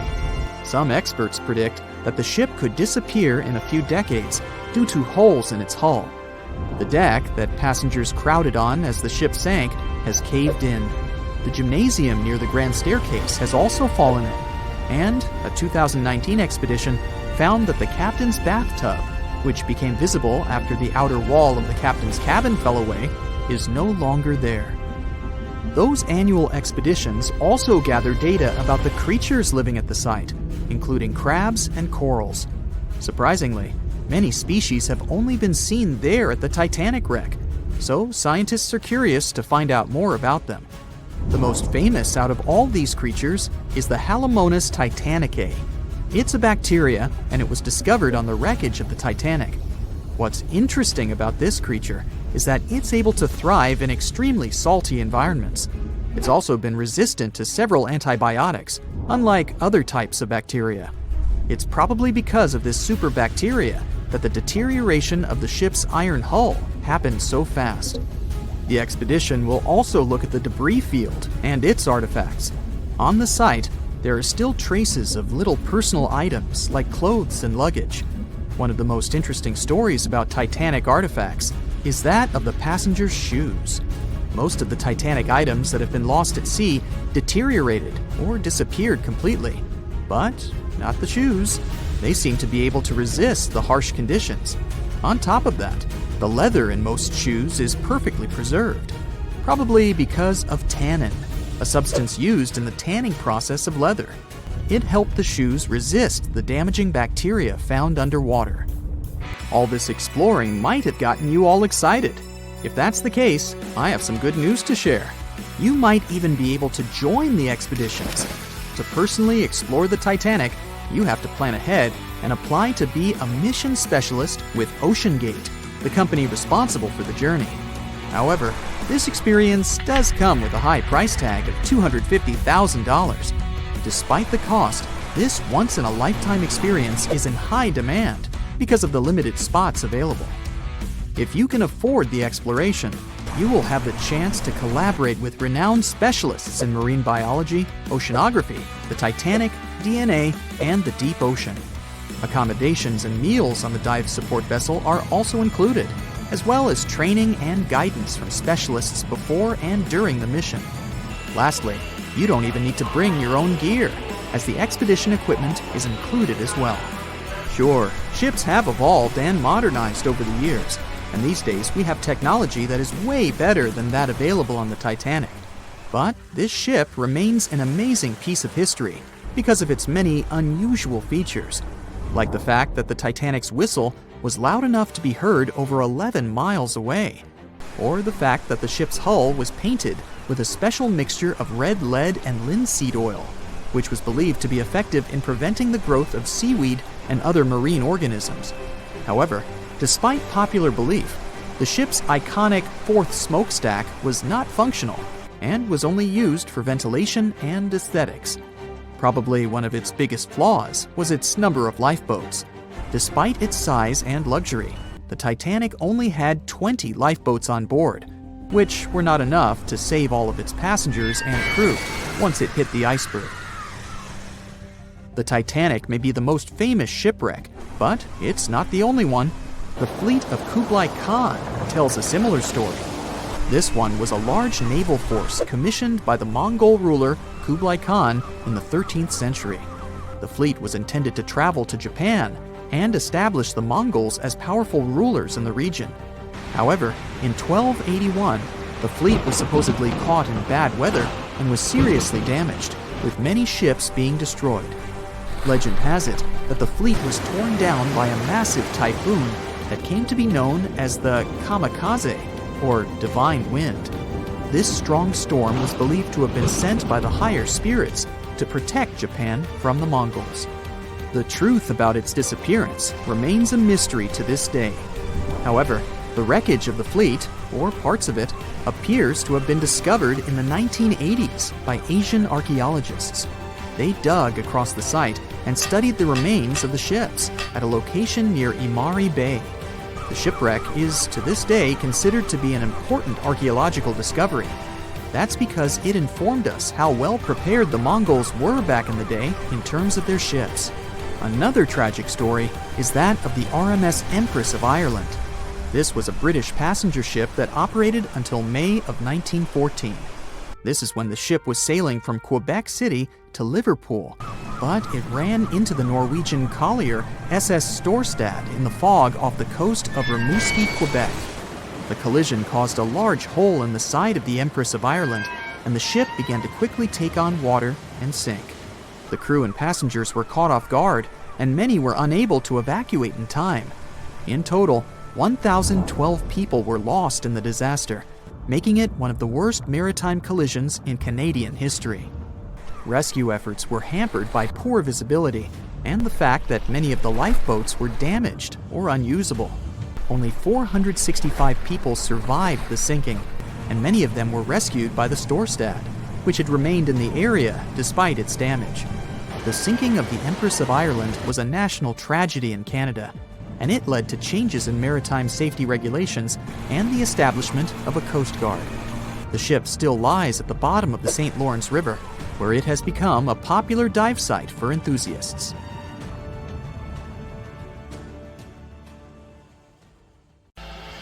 Everyone knows the story of the Titanic, but not many people know that Titanic had two sister ships, and that on the night of its sinking, One of them was rushing to help, but didn't make it in time. Bad luck seemed to follow the trio of ships, but each one of them had glorious moments that live in the minds of those who sailed in them. Keep on watching to discover a story of awe, ingenuity, and ill fate. And don't forget to click the subscribe button and turn notifications on to join us on the bright side of life. You know how the iceberg hit the Titanic, how the band played to the end, and how the whole tragedy unfolded, but before it happened, it would have seemed an impossibility for such a ship to meet the end it did. None of that could have been foreseen by White Star Line, the company who built the Titanic, who had high hopes for what the unsinkable ship and its sister ships, the Britannic and the Olympic, would accomplish. The Olympic was the first of the trio to make sail on June 11, 1911, heading towards New York. The sheer size of it would wow the crowds. The Olympic's maiden voyage went without incident, and a crowd of 8,000 people in New York got to explore its luxurious accommodations while it was docked there. There were high expectations for the massive ship, but just around 2 months later, the Olympic crashed with the HMS Hawke. The Hawke got the brunt of the damage, as the bow was left flat as a pancake. After the crash, the Olympic made its way slowly back to Belfast, where the Titanic was being constructed. On the dock, people could see the two enormous ships side by side, as parts of the Titanic were used to put the Olympic back in shape. A rare sight to behold. And on April 14, 1912, the Titanic hit an iceberg, and minutes later, the crew radioed nearby ships for help. That night, the Olympic was returning from New York when it received the distress signal. The ship turned around and rushed at full speed towards the Titanic, but they were so far away that they would have arrived next night. At some point during the early hours of April 15, 1912, the crew of the Olympic decided they wouldn't make it in time and stopped course. The survivors of the Titanic were eventually rescued by the Carpathia. Olympic was set up with lifeboats for all crew and passengers after the Titanic sank. It went from having 20 lifeboats to 64. Changes were also made to the watertight bulkheads, and an extra hull to construct a type of double hull was installed. It was determined that a double hull would have kept the Titanic from sinking. For several years, Olympic was used in the war effort against Germany. Throughout the years, Olympic carried over 200,000 passengers, which included thousands of Americans fleeing from Europe and troops battling during World War I. One of the most significant moments for this ship was when it struck a German submarine and sank it. It was discovered that the submarine was preparing to fire a torpedo on the Olympic before Olympic rammed it. The Olympic ended up sailing the seas for 3 decades, which earned her the nickname of the Old Reliable, despite some previous accidents. It went on to help the survivors on the HMS Audacious when it was sinking, and do what it couldn't for its sister, Titanic. Eventually, bad luck caught up with the Olympic. The ship crashed with the Nantucket Lightship, and the crash signaled the beginning of the end. Beaten up, and after years of service, the Olympic was demolished and scrapped for parts. The Old Reliable saw many years of service and thousands of passengers, but the Britannic's journey was shorter-lived. When the Titanic sank, White Star Line was faced with a problem since they already had another enormous ship in the works. White Star Line began construction on the HMHS Britannic on November 30th, 1911, around 4 months before the Titanic sank. Although the Britannic was the youngest of the trio of ships, having been constructed last, it was also the biggest. They intended to name it Gigantic, but after the Titanic's disaster, they changed the name to Britannic, since they considered it to be a lucky name. With the Titanic sinking, the White Star Line underwent rigorous investigation, and many changes were made to the Britannic's design. The Britannic looked very similar to the Titanic, and it had what was at the time the largest marine turbine in the world, able to reach faster speeds than the Olympic. With Titanic's fate fresh in their minds, everything possible was done to ensure the safety of this newer ship. The Britannic was eventually launched on February 26, 1914, almost 2 years after Titanic met its end. After the Titanic's disaster, the White Star Line wanted the Britannic to redeem their name. The Britannic was on its way to becoming a successful ship. It transported passengers for over a year and a half when the British government requisitioned it and turned it into a hospital ship during the beginning of World War I. The ship became an even more impressive sight to look at. It was painted all white, with enormous red crosses on its side to indicate it was a hospital ship. One of the ship's surgeons, Dr. J.T.H. Beaumont, thought of it as the most wonderful hospital ship that ever sailed the seas. It could treat as many as 3,309 patients at once. This is how the Britannic became His Majesty's Hospital Ship, or HMHS Britannic. Though the sight of this magnificent ship must have put a smile on a wounded soldier's face or two, the Britannic didn't operate for long. Just a year after it was turned into a hospital ship, the Britannic was making its way through the Aegean Sea to pick up wounded soldiers, when it was struck by a loud explosion. The passengers didn't know what had happened, but headed to the deck to disembark. It is unclear what hit the Britannic, but the general consensus is that it was struck by a mine left by a German U-boat, though some still believe a torpedo hit it. The captain tried to move the ship to a beach close by, but the ship was sinking fast. In the desperation, against the captain's orders, several crew members launched lifeboats and disembarked. But since the ship was moving and the propellers working, the lifeboats were sucked and destroyed by the propellers. Though so much effort had gone in to ensure the Britannic was safer than the Titanic, whatever explosion occurred left the Britannic in the same dire condition as the Titanic in just 10 minutes. In a cruel twist of fate, it also sank in the ocean. Unlike Titanic's enormous death toll, only 30 people perished in the sinking of the Britannic, and over 1,000 survived. So many people survived because the accident happened in the morning, when the temperature of the water was warmer and the Greek island Kea was close by to offer help. In the end, the Britannic only sailed the seas for over 2.5 years. The bad luck that followed the Titanic and the Britannic and the accidents and demise of the Olympic was remarkable. But what was most impressive is that there was a woman who sailed on all 3 ships and survived. Violet Jessup was a crew member and nurse aboard the ships. She was there when the Olympic collided with the HMS Hawk in 1911 and disembarked safely. 2 years later, she escaped the sinking of the Titanic in lifeboat number 16, and she showed some women it was safe to board the lifeboats. You'd imagine that would be enough to keep her from ever getting on a boat again, but not for her. A few years later, she served as a nurse in the Britannic while it was used as a hospital ship. When the explosion occurred, Violet jumped overboard, was pulled under by the water, and hit her head on the keel but survived. Can you imagine her experience? She must have had nerves of steel. All in all, the trio of ships saw journeys of triumph and tragedy. Ill fate might have followed them, but all the survivors were left with incredible stories to tell. So tell us, Brightsiders, would you have liked to have seen any of these ships in real life? Let us know in the comments section. Don't forget to give this video a like, share it with your friends, and click subscribe to stay on the bright side. On April 10th, 1912, the RMS Titanic set sail from England. But this wasn't the launch of a regular ship. The Titanic was the largest liner ever built at the time. It was 882 feet long. That's nearly the size of 3 soccer fields. And measured from the hull to the top of the smokestacks, the ship was an impressive 175 feet tall. That's the size of a 17-story building. Deemed unsinkable, it took 3,000 workers almost 3 years to build. But a mere 4 days into its very first voyage, at 11:40 p.m., the ship collided with an iceberg and was lost beneath the waves of the Atlantic Ocean. It took the liner only 2 hours and 40 minutes to sink. And of more than 2,200 passengers and crew members on board, only 706 survived. The wreck would remain lost for another 73 years, hiding its many secrets within the frigid Atlantic waters. And if it wasn't for a man whose whole life had been devoted to exploring the sea, the giant ship might have remained lost for a lot longer. That man was Robert Ballard. As a child, Ballard was obsessed with the ocean. This fascination started when he was just 12 years old. That's when he watched a film adaptation of Jules Verne's science fiction novel, 20,000 Leagues Under the Sea.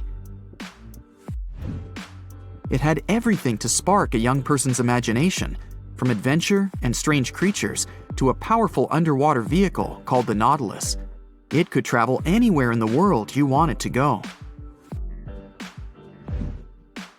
From that moment, life on dry land was no longer in Ballard's future. When he was 23, he was assigned to the Deep Submergence Group. There, he helped develop techniques to search the ocean floor. his biggest accomplishment was the creation of Alvin. It was a small, easy-to-maneuver submarine that could carry 3 people. It also featured an external mechanical arm designed to gather underwater samples while the crew remained safe and dry inside. Alvin the submarine quickly proved useful for a variety of tasks. For example, once it was used to track down an aircraft that had crashed into the sea. But the vessel experienced a series of setbacks. In one case, it was attacked by a swordfish, which caused the submarine to resurface quickly. The swordfish, still stuck in the outer skin of the submarine, became that night's dinner. And in October 1968, the submarine was being lowered into the water when the cables holding it snapped, sending it careening into the ocean along with 3 crew members on board. And because the small vessel was still open, it immediately filled with water and quickly began to sink. Luckily, the crew managed to escape, but Alvin was gone. Bad weather hampered multiple attempts to recover the vessel. It wasn't until the following year that it was finally returned to the surface. In time, Alvin would be improved. Its hull would be strengthened by titanium, giving it a higher depth rating, thus making it even better suited for ocean exploration. The specialized submarine would come in handy in many of Ballard's 100-plus expeditions. The man was one of the first to explore an underwater mountain chain called the Mid-Atlantic Ridge in the Atlantic Ocean. And when he found thermal vents in the Galapagos Rift in the late 70s, he also helped discover and document the process of chemosynthesis. That's a complicated chemical synthesis of food energy by bacteria. But his biggest discovery was still to come. Ballard claimed he'd never been a Titanic fanatic, but he eventually became obsessed with finding the ship after watching other explorers try and fail. As he said, Titanic was clearly the big Mount Everest at the time. Many others had tried, many that I thought would have succeeded, or should have succeeded but didn't. Ballard began thinking about finding the ship as early as 1973, and 4 years later, he actually made an attempt.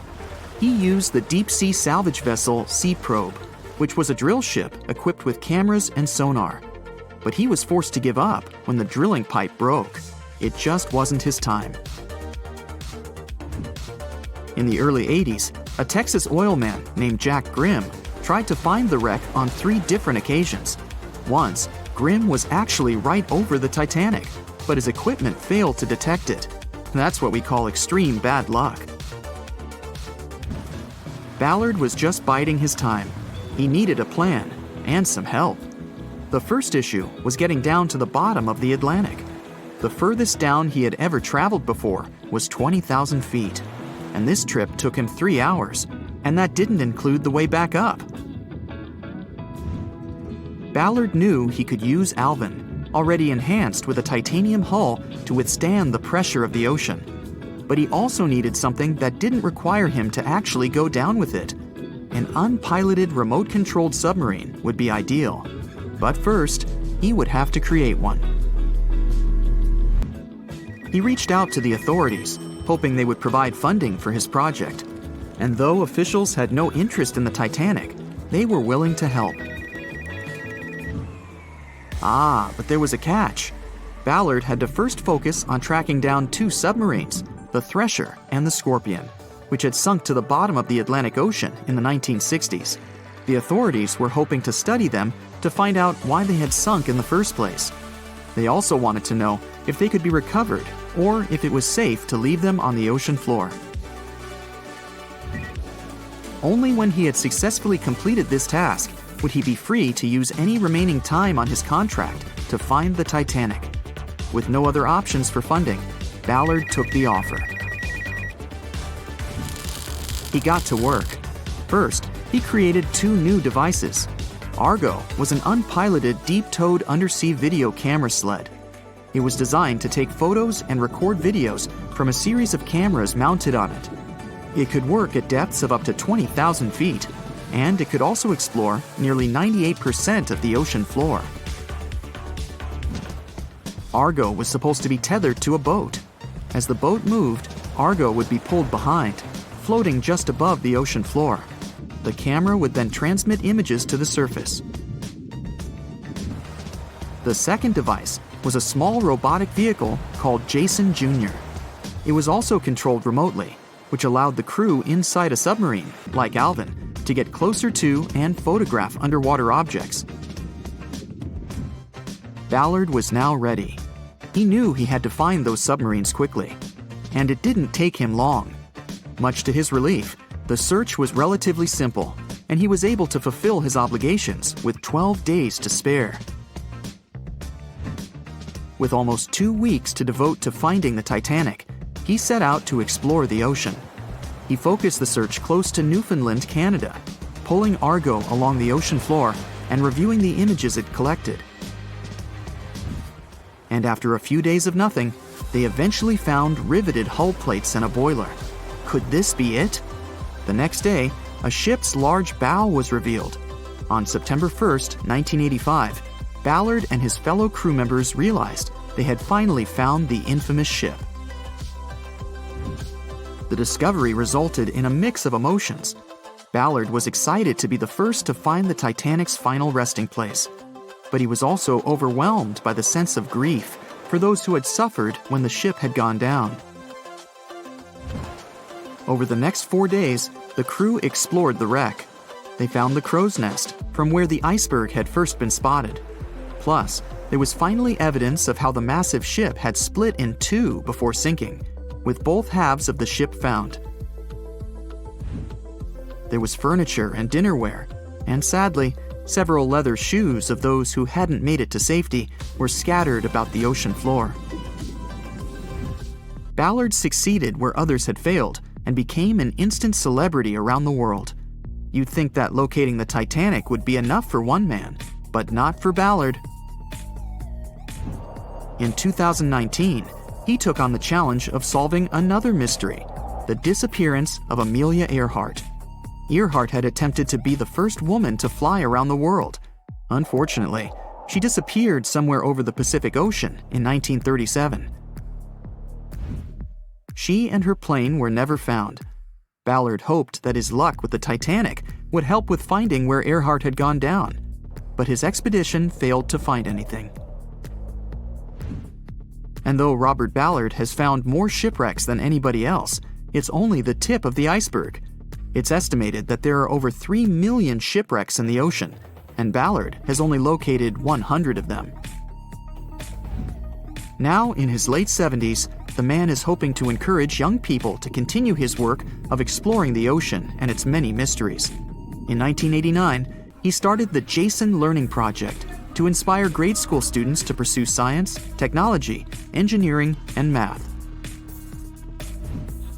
He has his own research vessel called the EV Nautilus, after the name of the submarine in Jules Verne's novel, a fitting tribute to the story that inspired his career. On the night of April 14th to 15th, 1912, the most modern and unsinkable ship collided with an iceberg and sunk. And it was incredibly scary. Just imagine a huge cruise ship, several times the size of the Statue of Liberty, crashing into a massive chunk of ice and sinking. It's dark and cold. All you can hear is the rumbling and grinding of breaking metal and wood. All that surrounds you is the icy waters of the endless Atlantic Ocean. There's almost no connection with the outside world. There are no phones or internet. Nobody else on the whole planet knows that the ship is sinking. It's a real nightmare. But the most shocking thing is that the people who were on the Titanic that day didn't panic. They were calm, maybe a little worried, but there was no fear on their faces. To understand why they weren't afraid during one of the biggest disasters of the 20th century, you need to see what was going on through their eyes. So, you're a passenger on the infamous ocean liner. Your cabin is located on one of the top decks of the ship. You've just had a great time with your friends at dinner. Now musicians are playing a beautiful melody. Waiters are serving dessert. You go out onto the deck and enjoy the tranquility of the mighty ocean. At this moment, you feel an incredible sense of security and comfort. You're proud that you're one of the first people in the world to to travel on the most high-tech ship on the planet. You go to bed in your cabin and wake up because a crew member gently knocks on your door and asks you to go to the deck. There's some kind of issue, but there's no reason to panic. No problem.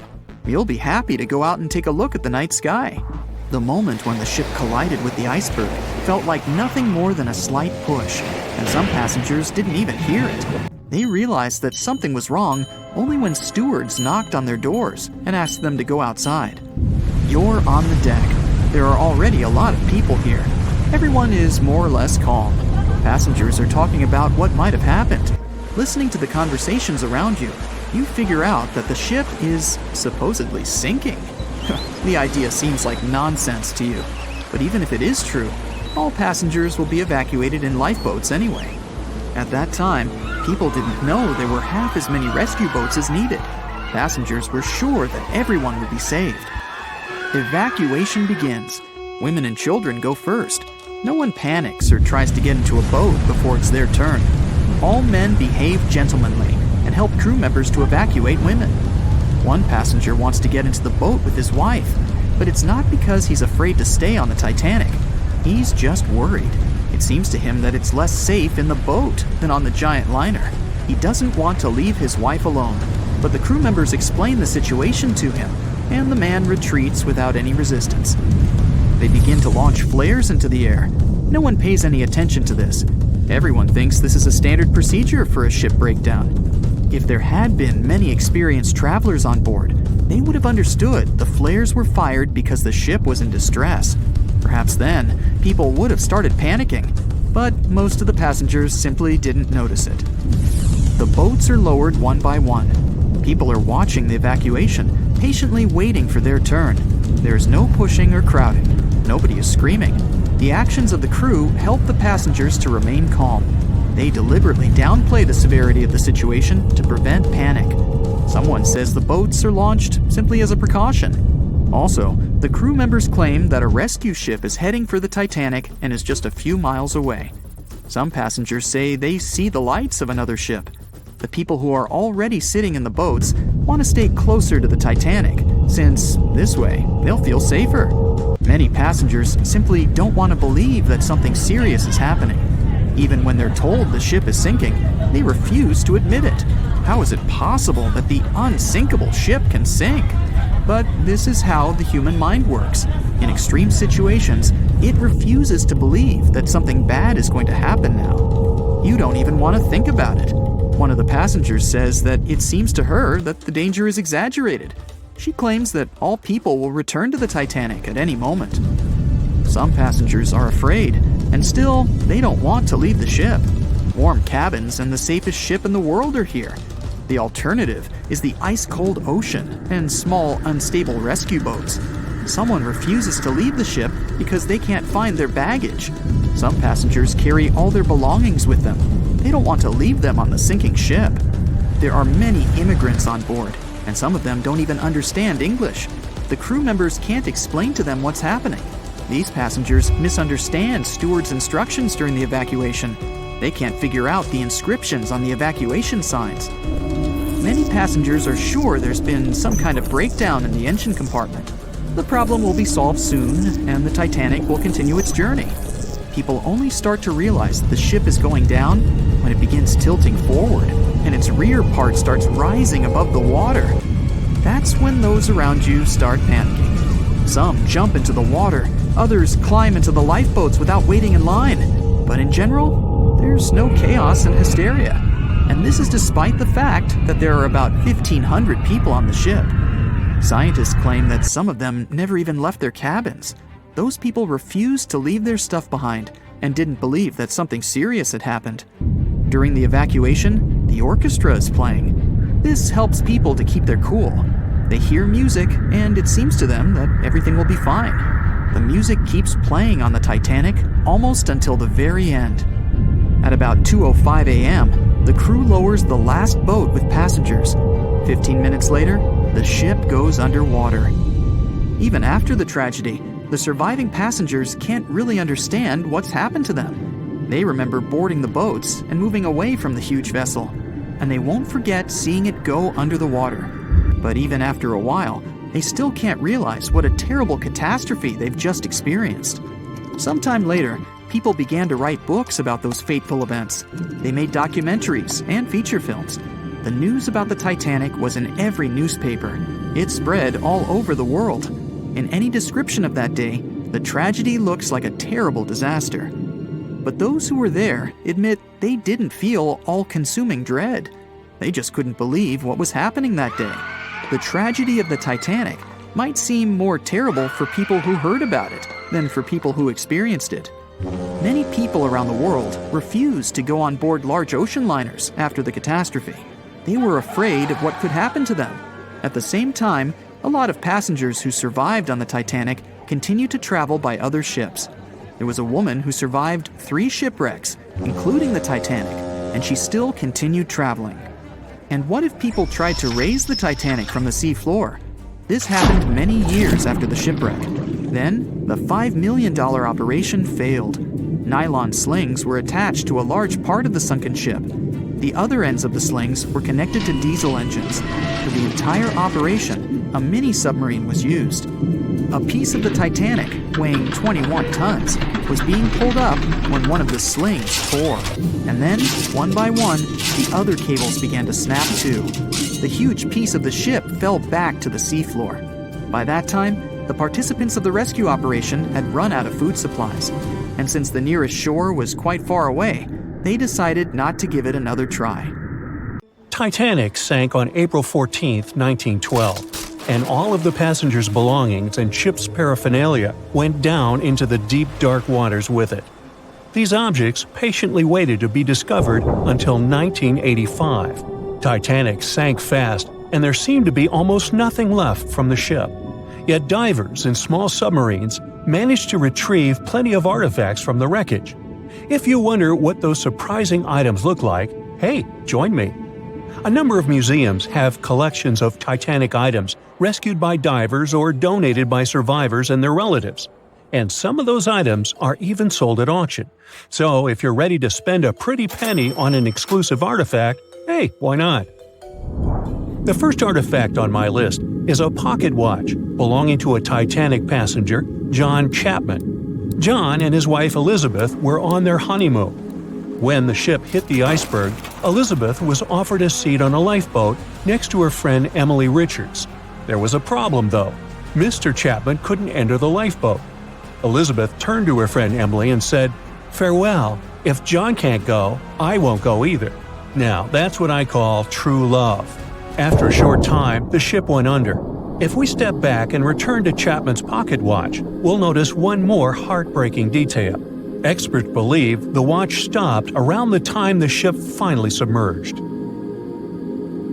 Do you remember the iconic scene in the Titanic movie where the ship's band continued to play while the ship was sinking?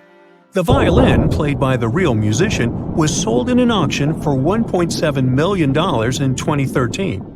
They say the band played Nearer My God to Thee as the ocean liner sank.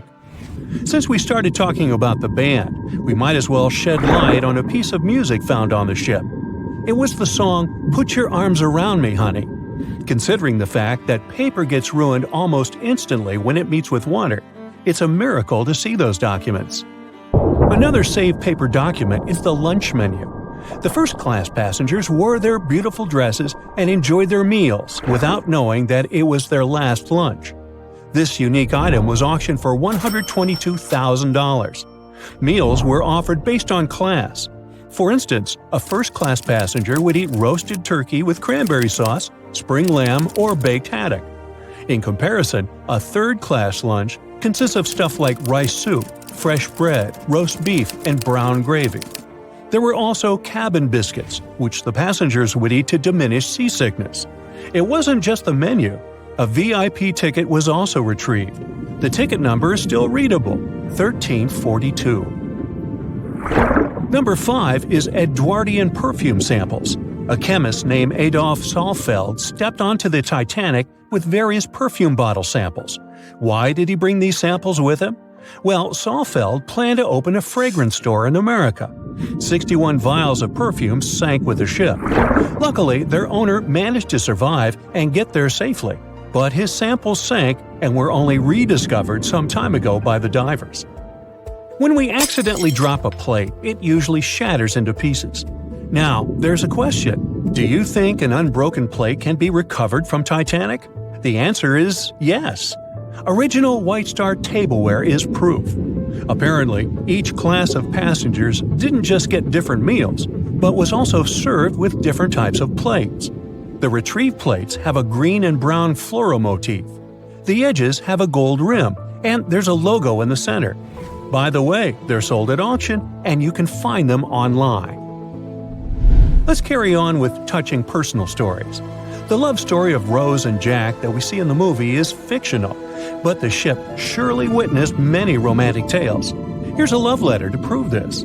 The messages tell us a story about how life was on the ship during the last few days. It was written by Kate Buss on April 10th. She mentioned how seasick she felt and other things, such as she was supposed to go to dinner in a half an hour. This letter wasn't the only letter divers took to the surface. For example, there's the letter Esther Hart wrote to her little daughter Ava. It was sold at auction for £119,000. This letter is probably the last letter written on board, since it was completed only 8 hours before the tragedy. The letter is not that damaged because it was in the pocket of Esther's husband's coat. Another letter we can mention is Dr. John Simpson's letter. Those words were the last words that he wrote to his mother. Let me introduce you to Edith Rosenbaum. She was on the ship with her lucky toy pig. Edith had been severely injured in an accident before she sailed on the big ship. The toy was a present from her mother as moral support for her recuperation process. It was actually a music box in the shape of a pig. Edith used it to calm frightened young people in the same lifeboat. The next item on the list is the scout whistle of Lillian Winifred Bentham. She was a second-class passenger. On that terrible night, Lillian was in her stateroom. She didn't believe that the Titanic could sink. After all, it was the unsinkable ship. Her friend came to her and convinced her to hop into a lifeboat. Only then did she realize how serious the situation was. Moments later, she saw the ship break into two parts. As the lifeboat floated into the night, Lillian saw a crewman who was also rescued. Without a second thought, she wrapped the man with her fur coat. It was freezing, so she probably saved the man's life by doing that. The young man wanted to thank her for her kindness, so he gave Lillian a scout whistle. It was the whistle he used throughout the night to call for help. This pair of white gloves is one of the rarest artifacts recovered from Titanic. These cotton gloves belong to a gentleman. The owner's identity is unknown. Fabric can't last underwater for decades, but these gloves look fine, and you can still see the fine detailing and elegance. An alarm bell has also been found. Yes, that's the famous bell, the one that rang to warn people about the iceberg. Frederick Fleet and Reginald Lee were on lookout duty the night of the accident. Both of them survived. Fleet was the one who saw the iceberg before the ship struck it. What's ironic is that Fleet and Lee didn't have access to binoculars. They were stored in a locker in the crow's nest, but the key to the locker was in the pocket of a crew member who was reassigned to another ship at the last minute and didn't leave the key. They could have seen the iceberg sooner if they had had pairs of binoculars. If they had had it, the Titanic could have gotten out of the way. Divers discovered not just belongings of passengers or the crew, but also pieces belonging to the ship itself. Our next artifact is the Grand Staircase. Some parts of this iconic structure are recovered from the wreck. Turns out that this staircase became a meeting spot among first-class passengers. If they wanted to visit the Turkish baths for a spa day or eat dinner, they met at the staircase and went together. This staircase was a sign of how luxurious some parts of Titanic were. Another miraculously saved object that belongs to the ship is its plan. It was one of the most expensive artifacts sold at auction. The plan is around 30 feet wide. What else? The logometer was also discovered. It's a device used to check the sailing speed of the ship and the distance it covers. The experts say that from the start at noon on April 14th, the device logged 268 nautical miles. And there's more. A giant chunk of hull, known as the Big Piece, was also found. This fellow weighs 15 tons. The larger portholes were for the cabins, and the smaller ones were for the restrooms. This piece was found in 1994, but it was in 1998 when it was successfully taken out. After all these years spent underwater, it was swarming with sea life. Still surprisingly, the portholes still had glass. Now, let's assume you were a diver and you could only take out one of these objects. Which one would you pick? In the Titanic movie, you won't see any fumes above the fourth funnel of the legendary ocean liner, and it's not a mistake. Back in 1911, the year before the Dream ship's departure, large ships would mostly sail with 4 chimneys. They needed those to draw heat and fumes from their massive boilers. The Titanic was a real engineering gem that only needed 3 chimneys to function. So the fourth was added for balance and more impressive looks. The White Star Line thought the public would have been disappointed to see only 3 pipes on the greatest ship of all time. The Titanic's sister ships, the Olympic and the Britannic, also had 1 fake funnel each for the same reason. The dummy chimney wasn't completely useless and served for ventilation. It took out the fumes from the machine spaces in the lower decks and from one of the first-class general rooms. 1 big ventilation funnel, instead of several small ones, helped to declutter the upper decks and left more open space for passengers to enjoy their strolls. When Titanic went down, the funnels, each weighing 60 tons, went down with the rest of the ship. They were made extra tall to make sure the passengers weren't covered in the soot being ejected. Their height and weight let them stay in the upright position. The forward funnel, followed by the others, fell only when the ship went for the final dive. Those chimneys were much lighter than the bow, so they spread among other debris. The light material they were made of flattened once it hit the bottom, and the iron-eating bacteria living deep down took care of it later. The bow of Titanic remained intact when it hit the seabed, but the stern was completely mangled. When the famous ocean liner hit that iceberg, things got really messy. It took the future movie star a whole 2 hours and 40 minutes to submerge completely. The collision let water flood 6 out of 16 watertight compartments. As the water gushed into the starboard side, the ship started to tilt down in the front and a bit to the right. By midnight, the damaged compartments were spilling water into others, and it was chaos because these compartments were only watertight horizontally. Soon enough, water started flooding through the anchor chain holes, and by 2 a.m., the bow was sinking, and the stern's propellers were lifted out of the water. The ship kept flooding until the moment the bow went underwater, and the stern shot up almost 45 degrees. The weight of those massive propellers stressed the ship's midsection. The steel just couldn't handle it and failed. Survivors described that moment as some loud noise, like breaking china or falling gear. That was the Titanic's upper structure giving in. By 12 past 2 a.m., the bow and stern were only connected by the inner bottom structure. Minutes later, the bow, weighing almost 16,000 tons, broke loose from the stern. The stern rose sharply to an almost vertical position and started sinking slowly. By 2:20, it disappeared underwater. The bow was cruising down at about 13 miles per hour and had hit the ocean floor almost a half an hour before the stern. The 2 parts of the Titanic now lie 2,000 feet apart, pointing in different directions. The bow remained mostly intact, just covered in mud. The stern turned into a tangled wreck because of the implosions it went through during the descent. The air trapped within the structure just couldn't handle the increasing pressure of the water deep down. Signal rockets played a big part in the Titanic's tragedy. When a ship goes down, you're supposed to shoot up red flares to signal trouble. But someone decided to stock Titanic with white lights instead of the usual red ones. So when the ship smacked into that iceberg, the crew fired off white flares. The SS Californian was passing nearby, and his captain knew the Titanic was in a dangerous iceberg zone. The crew didn't spot the sinking Titanic, but they sure saw those white rockets. The radio between the ships was useless because the Californian's operator switched it off. The captain had a gut feeling something was off, so he flashed a Morse code light signal at Titanic. But he received no reply because the Titanic had already gone underwater. There was another ship, Samson, sailing alongside the Titanic. It had plenty of illegally hunted frozen seal meat from Canadian waters abroad, so it was sailing with lights off to remain unnoticed.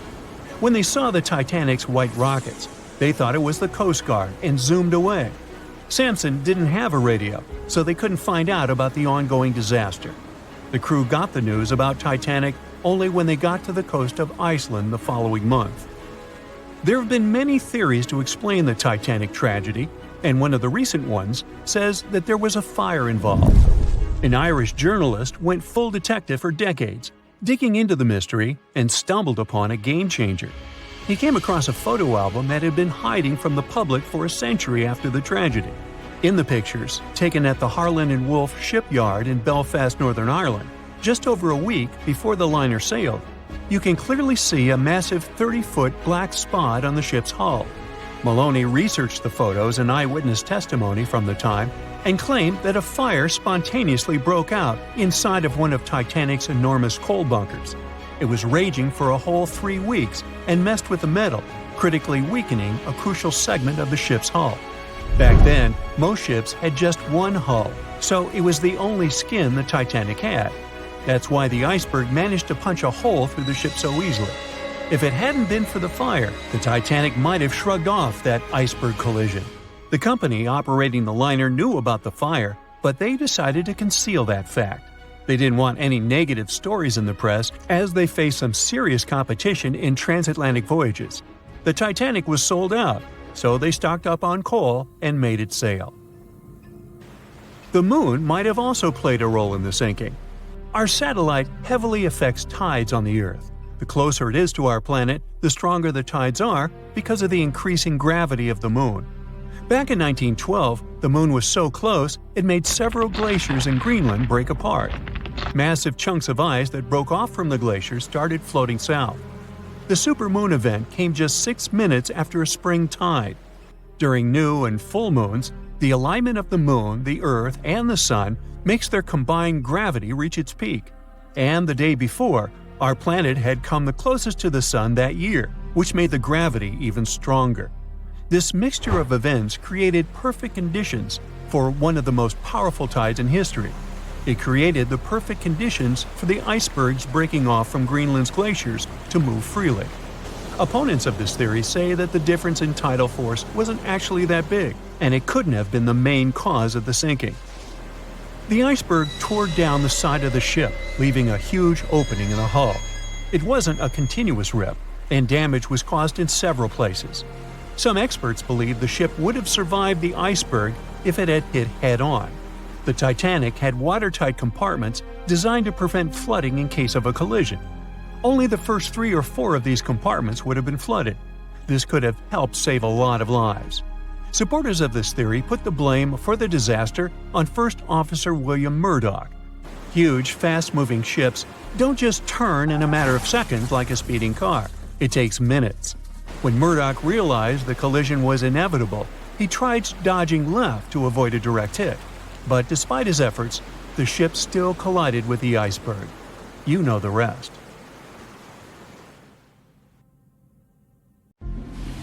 Have you ever wondered how much of the Titanic is left these days? Now, if you haven't been living under a rock, you probably know that it's been over 100 years since the world's most famous ship turned into a wreck. The RMS Titanic, the world's largest sea liner from the beginning of the 1900s, sank during its maiden voyage, just a few days after leaving port. The ship struck an iceberg on April 14, 1912, taking down over 1,500 passengers of more than 2,200 who were on board the liner at that time. As shocking as this may sound, the Titanic took over 3 years to be built and only 3 hours to sink. And if it were today, the ship would have cost over $210 million to be made. It was last seen on the surface of the Atlantic at 2:20 a.m., and for many decades, that was the last time people saw it. It wasn't until 1985 that the whereabouts of the ship were discovered by oceanographer Robert Ballard, and some parts of the Titanic became visible once again. One of the first discoveries made by Ballard's expedition was that the ship was indeed torn in half before sinking. The early exploratory missions to the part of the ocean floor where the Titanic now lies could only see the hull and the deck of the ship. According to Ballard, The main purpose of these missions was to understand how to preserve the ruins from deteriorating. Another goal was to recover the huge number of personal items scattered along the seabed. The explorer later said the view down there was as shocking as it was emotional. In the field of debris around the wreck, the oceanographer discovered plenty of small objects and personal belongings, many of which he brought back to the surface. There were shoes, some fancier than others. There were pieces of clothing that belonged to crew members. And there were huge propellers. If on the surface they gleamed and shined, on the ocean floor they were embedded and devoured by sand. Ballard pointed out that the area where kitchenware was scattered measured more than a mile in length. There were enough plates, pots, and pans to fill up an entire industrial kitchen. For the first time ever, 3D animation footage reveals exciting images. The simulations show the Titanic's evolution from when she first set sail in 1912 until the state of her ruins today. But simulations weren't enough for deep-sea explorer James Cameron, who envisioned traveling to the heart of the wreck for the first time ever in the history of the ship. Yep, the same James Cameron who happens to be the director of a very famous movie about the ship.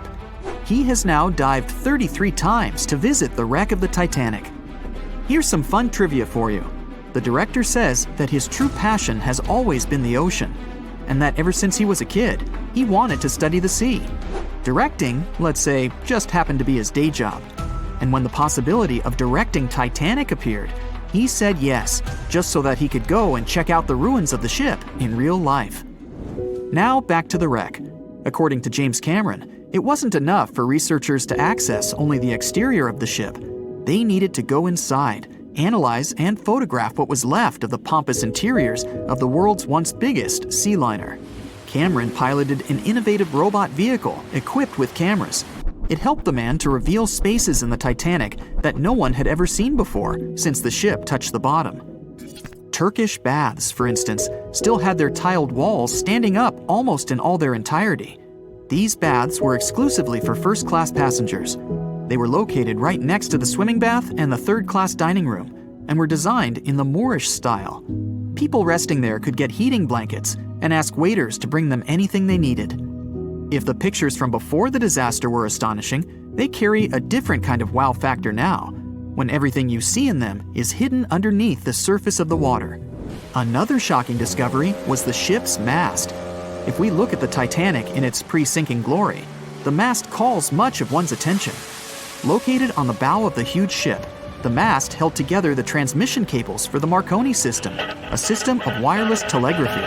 That's also where the British merchant flag the Titanic flew was located. The mast stood at the height of a bit more than 100 feet and was equipped with a crow's nest. Nowadays, the mast is unrecognizable. Attacked by corrosion, it collapsed. The crow's nest broke apart too. Now we can see why the modern-day Titanic is a real treasure for deep-sea explorers. But as the wreck of the ship lies at an approximate depth of 12,500 feet, sunlight is non-existent there. So, piloted missions depend on high-end technological equipment to survey the area. Why do you think the Titanic went missing from the public eye for over 70 years? Well, because at that time, technology wasn't advanced enough for people to go down there, as well as bring back good footage of the wreck. Filmmakers were the ones who drove this technology to its advance by trying to film underwater. They began by building boxes to put their cameras inside. And now, deep-sea photography is highly advanced and allows us to marvel at the awesomeness of underwater life. Of course, taking pictures under the sea is no easy feat. For one thing, to withstand that crazy underwater pressure, submarines need to be really strong and have thick walls, no thinner than 11 inches. Plus, explorers need to understand how to film and photograph when there's almost no light around. There was another thing that made documenting the Titanic even more difficult. When the wreck of the ship was rediscovered by scientists, it was covered with red-colored rusty bacteria that made it even harder to take good pictures. As it happens, the color red does not reflect well underwater, which is unfortunate for photographers. For this reason, human-operated vehicles that go down to tour the ruins are equipped with powerful lighting devices. When you see some parts of the ship from afar, they look as if reddish-brown wax has been dripping all over the Titanic's ruins. But in reality, these icicle-shaped structures are colonies of microorganisms. When the ship sank, It brought down with it an enormous amount of bacteria that hadn't existed at the bottom of the ocean before. But now, these bacteria, together with the extreme conditions at the bottom of the ocean, have turned into a disastrous combination for the ruins of the ship. These red colonies of microorganisms actually feed off of iron and steel, which is basically all that is left of the Titanic. One kind of those microorganisms are bacteria called Halomonas titanicae. They can eat up to 220 pounds of iron per day. This makes the Titanic a colossal food source for them.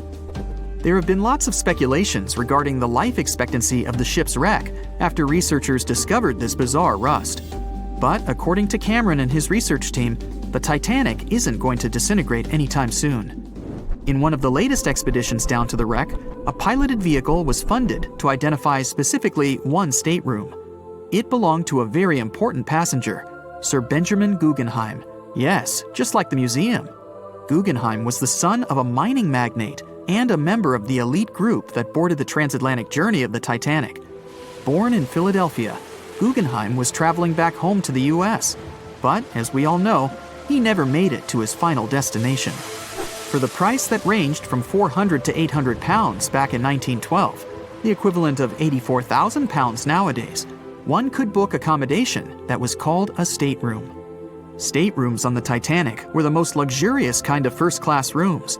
They were located on the B or C decks and were decorated in more than 11 different styles, ranging from Jacobean, Georgian, Italian Renaissance, and the list goes on. These rooms were filled with carved paneling and marquetry made from exotic and rare kinds of wood, such as mahogany, oak, and so on. Guggenheim occupied one of these luxurious rooms, and 100 years later, one of his descendants funded an entire mission just to locate the precise stateroom the man stayed in. This expedition turned into a documentary for National Geographic, and they did manage to identify which stateroom was Guggenheim's, so kudos for them.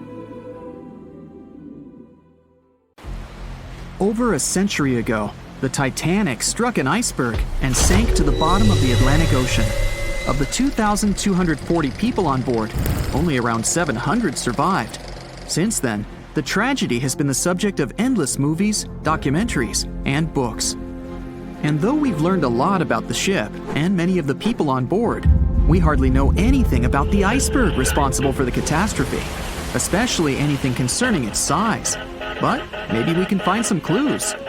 The Titanic was constructed by the White Star Line as part of its new fleet of passenger liners. At the time, it was the largest ship ever built, and it lived up to its name. The ship was 883 feet long, equal to 2.5 soccer fields placed end to end, and 175 feet tall, which is close to 10 giraffes standing on top of one another. From the waterline to the deck alone, the boat was 60 feet high. That's close to the height of a 4-story building. The Titanic was big enough to have veranda cafes, a restaurant, a reading and writing room, a Turkish bath, a gym, and squash courts. There was even space for a swimming pool. The liner could carry a total of 3,300 people, including 2,435 passengers and 900 crew members. Although luxury was important, safety was paramount. The Titanic had been designed to have 16 watertight compartments below its deck. If the ship's hull was somehow compromised in an accident, up to 4 of these compartments could take on the water, while the remaining 12 would keep the ship afloat. Philip Franklin, vice president of the White Star Line, said this was what made the ship truly remarkable. It's believed that the man said, "There is no danger the Titanic will sink. The boat is unsinkable, and nothing but inconvenience will be suffered by the passengers." He was so very wrong. The ship left England for its first and last voyage on April 10, 1912. And all it took was a single iceberg to bring that mighty vessel down. Icebergs are fascinating. They are formed during a process called calving, when large chunks of freshwater ice break free from glaciers and float away into open water. They eventually melt away and disappear. In the northern hemisphere, the majority of these icebergs come from Greenland. In the south, they come from Antarctica. What you see on top of the water is only a small portion of an iceberg. This is just the tip. Most of it, up to 90%, is hidden under the water. Only when you examine pictures of the entire thing can you truly appreciate how massive icebergs are. It's the part of the iceberg you can't see that is often the most dangerous. Beneath the waves, it can have jagged edges in random places. A ship can easily get too close without realizing it, resulting in serious damage to the bottom of the boat. And it's not just big icebergs you have to watch out for. Smaller ones, which are more difficult to spot, can prove to be just as dangerous. A growler, for example, is under 7 feet long, with just a bit more than 3 feet showing above the water. And a slightly larger bergy bit is less than 15 feet in size. The dangers of icebergs were well known when the Titanic set sail. In 1901, the Islander was traveling through the Inside Passage to Alaska. It collided with an iceberg and sank immediately. Luckily, 138 of the 178 people on board made it to safety. Back then, there wasn't any special equipment for detecting icebergs. The best tool was your eyes. From a special vantage point above the ship called the crow's nest, 2 members of the crew had to stare out over the ocean and watch for potential hazards. The crow's nest was located at the front of the ship, 49 feet above the deck. It was attached to the mast. From this height, a person had a good view of the ocean. If they saw anything suspicious, they could ring a large bell to sound the alarm. After that, they could call from a special telephone to warn the captain of any danger. But imagine what a horrible job this would have been, especially on the night the Titanic sank. The crow's nest wasn't a warm and cozy room surrounded by windows. Instead, it was a large open tub exposed to the elements. On April 14, 1912, the air temperature was around 39 degrees Fahrenheit, which is close to freezing. With the ship moving at about 23 knots, more than 26 miles per hour, the sailors must have felt that frigid cold air pressing against any exposed skin. The only good thing about the job was that the shift only lasted 2 hours. Frederick Fleet was the sailor who actually spotted the iceberg that sank the Titanic. He was up in the crow's nest, working with Reginald Lee at the time. Fleet kept track of the left side of the ship, while Lee scanned the right. It was 10 p.m. when the 2 men started their shift. They had already been warned about the possibility of ice. But when you're cold and it's dark, it might feel like an impossible task. Even worse, the 2 men didn't even have binoculars to make the job any easier. Fleet would later insist that having binoculars would have prevented the tragedy. With about 20 minutes remaining on the job, the sailors noticed the iceberg. Fleet rang the bell, once, twice, and again. He then called up to the bridge to inform the crew. At first, the call seemed to come in the nick of time. The ship's engines reversed, and the massive ocean liner managed to turn. It wasn't enough to miss the iceberg, though. Ice showered down onto the ship's deck. The iceberg tore through the hull, and water flooded in. 2 hours and 40 minutes later, the Titanic was gone. And here we have clue number 1. The iceberg was big enough to be spotted with the unaided eye in the dark of the night without any binoculars. It was also tall enough for bits of ice to fall down onto the ship's deck. Since this all took place long before social media and smartphones, nobody on board would have been taking photos or videos at the time. So, of course, we don't have any footage of the actual iceberg. But there are photos of the possible iceberg from later that day. The SS Prinz Adalbert was sailing near the area on the morning of April 15, 1912. The steward on the ship had not yet heard about what had happened to the Titanic. But when he spotted an iceberg floating by, he was compelled to photograph it. Why? There was a line of red paint along the bottom of the iceberg, indicating that it had likely collided with a ship sometime within the previous 12 hours. A second photo was taken from a ship called the Minia, which was sent into the area to look for debris from the collision. Captain de Carteret said that among the wreckage, he had seen only one iceberg.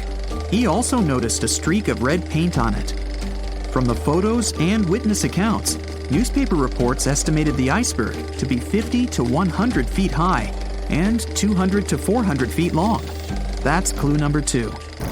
The iceberg that hit the Titanic probably started its ocean journey from Greenland's coast, heading past the Baffin Bay to the Davis Strait. From here, it must have slipped through the Labrador Sea and finally reached the Atlantic. And that, in itself, is pretty impressive. The glaciers in Greenland create between 15,000 to 30,000 icebergs each year. Some small, some big. Of these, a mere 1% will actually make it to the Atlantic. The others simply melt along the way. We know that the temperature of the Atlantic Ocean, where the sinking took place, was around 28 degrees Fahrenheit. That's below freezing. For humans, this could cause frostbite or hypothermia. But that temperature is actually warm for an iceberg. Most would only last 2 to 3 years in the North Atlantic, slowly melting into the warmer water. Based on this, it's likely that the Titanic's iceberg left Greenland in 1910 or 1911 and was fully melted by late 1912 or 1913. But since it did make it to the Atlantic and managed to cause significant damage to the ship, we have clue number 3. We will never know for certain the size of the iceberg from that day, but we do know that it definitely wasn't a growler or a bergy bit. Both those types of icebergs are much too small. And if the ice was indeed scattered across the deck during the collision, the iceberg must have been a little taller than 60 feet. The newspaper estimates are probably as close as we're going to get. The iceberg that took down the Titanic was indeed a formidable one, and icebergs are still a threat. As recently as 2007, the cruise ship Explorer struck one and sank in Antarctica's Weddell Sea. Luckily, everybody survived. The International Ice Patrol was created in 1914 following the Titanic's sinking. The organization is still in operation today, made up of representatives from several countries. Using airplanes and radar, the patrol locates and tracks larger icebergs, making the information available to anyone who needs it and preventing more ocean tragedies in the process. It was the start of 1912. A giant chunk of ice broke off a glacier in southwest Greenland. The ice was made up of snow that had fallen thousands of years before the event, perhaps as far back as when mammoths still roamed the earth. The iceberg started its journey. It was a huge thing, more than 1,700 feet long and weighing over 75 million tons. It was also a very peaceful chunk of ice. It steered clear of ships and busy transport routes. And then, it somehow floated much further south than other bergs did. Our iceberg was lucky. Others melt long before they get to these low latitudes. Out of up to 30,000 icebergs that drift away from Greenland's glaciers, only 1% ever make it all the way to the Atlantic. Even after melting into the water for months, this massive block of ice was still almost twice as heavy as the Golden Gate Bridge. The iceberg's top part was towering 10 stories over the ocean surface. Several days before our iceberg made it to the Atlantic Ocean, a magnificent ship left port. It was a luxury liner carrying more than 3,000 passengers and crew members. At that time, it was the largest ship ever built. It was the Titanic. The collisions happened on April 14th, when the ship was in the North Atlantic, 370 miles away from Newfoundland. Unable to divert its course, the ship ruptured at least 5 of its hull compartments. They started to fill with water at an alarming speed. The Titanic's compartments weren't capped at the top. That's why the water spilled over and started to flood each succeeding one. The front of the ship began to sink, causing the back part to lift vertically into the air. And then, with a deafening roar, the liner broke in half. The rest is history. But what happened to the iceberg after that? On April 15th, the German ocean liner SS Prinz Adalbert was sailing through the North Atlantic. It was traveling a few miles away from the place where the Titanic had sunk several hours prior. The German ship's chief steward, who hadn't learned about the disaster yet, saw an iceberg. What drew his attention was a large streak of red paint going along the iceberg's base. Surprised, the man took a photo of his discovery. He thought the paint meant a ship had hit the iceberg within the past 12 hours. The next person who saw the iceberg and took another photo of it was the captain of a vessel laying deep-sea telecommunication cables. The ship was sent to help in the area where the Titanic had sunk. The captain later claimed the iceberg he'd seen had been the only one in that area, plus the red paint. It wasn't difficult to connect the dots. In 2015, one of these photos sold at auction for over $32,000. And still, experts are unsure whether the image really shows the infamous block of ice. It might be a simple iceberg that had been floating nearby at that time. The great unsinkable ship was gone, sunken to the bottom of the North Atlantic, where it remains to this day. But the iceberg continued on its way, perplexing a few witnesses and slowly melting into the surrounding water. It would vanish completely before the end of the year. The year was 1854, and the SS Arctic, the fastest passenger liner of its time, set out to cross the Atlantic. As it sailed through the misty veil, it slowly disappeared into the unknown. The Collins Line, an American shipping company, was started in 1818 and only began seriously trading in the transatlantic by 1835.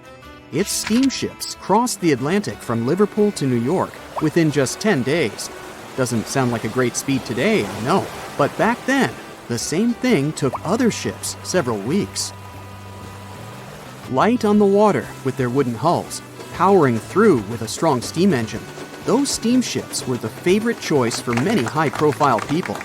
What could go wrong with such an advanced ship, they thought. This reminds me of some other ship everyone believed to be unsinkable. But anyway, back to the Collins Line. It grew to be a serious contender on transatlantic routes, with only one other competitor, the Cunard's Line. It was a British company also aiming to be the main force through the Arctic Passage. In 1835, the company received a new ship that traveled to Liverpool and came back to New York with the largest cargo ever at that time. From then, the Collins Line was steadily growing. It seemed like there would only be future successes for it. Unfortunately, their lavish ships became costly to run with the amount of coal used. Massive power along with weak wooden hulls meant they needed many repairs after each voyage. So, every trip ended up being expensive. But since the ships were safe and had a great reputation, people were willing to pay the price, and the company was definitely not in crisis. They had achieved something no one had managed to do before them. Like I told you, their ships crossed the Atlantic in a whopping 10 days, and Edward Collins, the owner, was very determined to maintain the pace. Their 5 ships easily outran the Cunard's Line of only 3. With this great praise, it provided more attention. Though the Cunard's ships were slower with their iron hulls, they believed there was still profit, regardless of how slowly they sailed. Among Collins' ships, the Arctic, the third of them to be launched, was the largest, reaching 284 feet long, with 2 side-lever steam engines, each with 1,000 horsepower. The paddle wheels made 16 revolutions a minute when at full speed. At the time of its launch, the press called it the most stupendous vessel ever constructed in the United States. But glamour and fame couldn't avoid what would come next. On the 27th of September, the Arctic was on its journey from Liverpool to New York, continuing a speed pace through the thick fog. It's possible that by that moment, after 4 years of record-breaking trips, the crew became overconfident with their sailing and the ship. Going only 50 miles from Newfoundland, they carelessly continued through the fog with no radio contact, sonar, or any other form of identifying objects, equipped only with Morse code. A smaller ship, the SS Vesta, which operated as a fishing vessel, often worked around Newfoundland.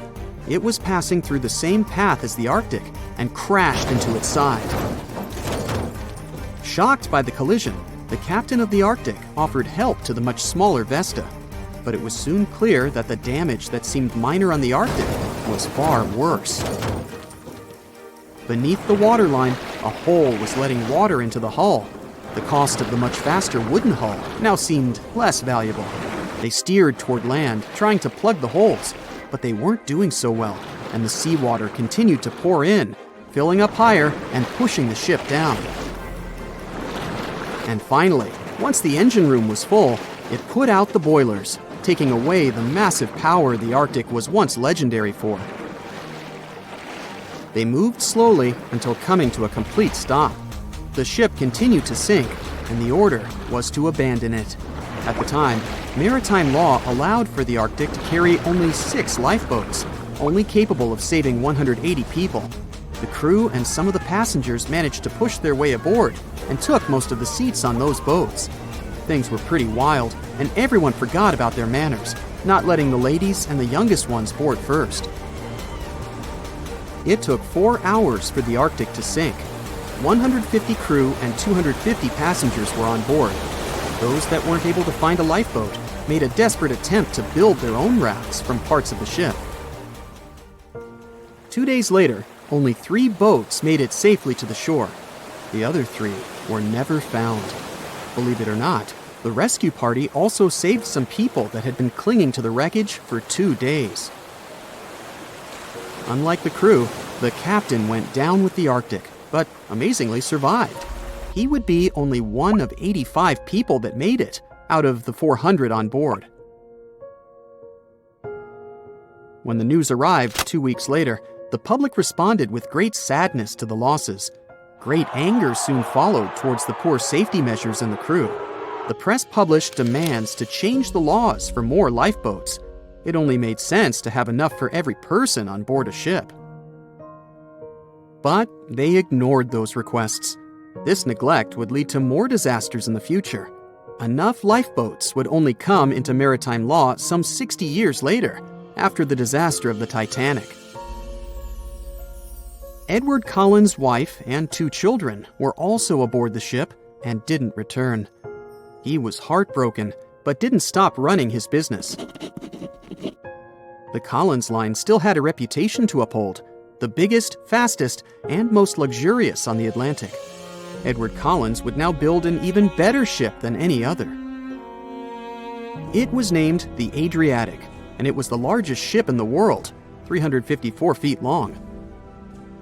With 2 alternating steam engines that had never been built of this size.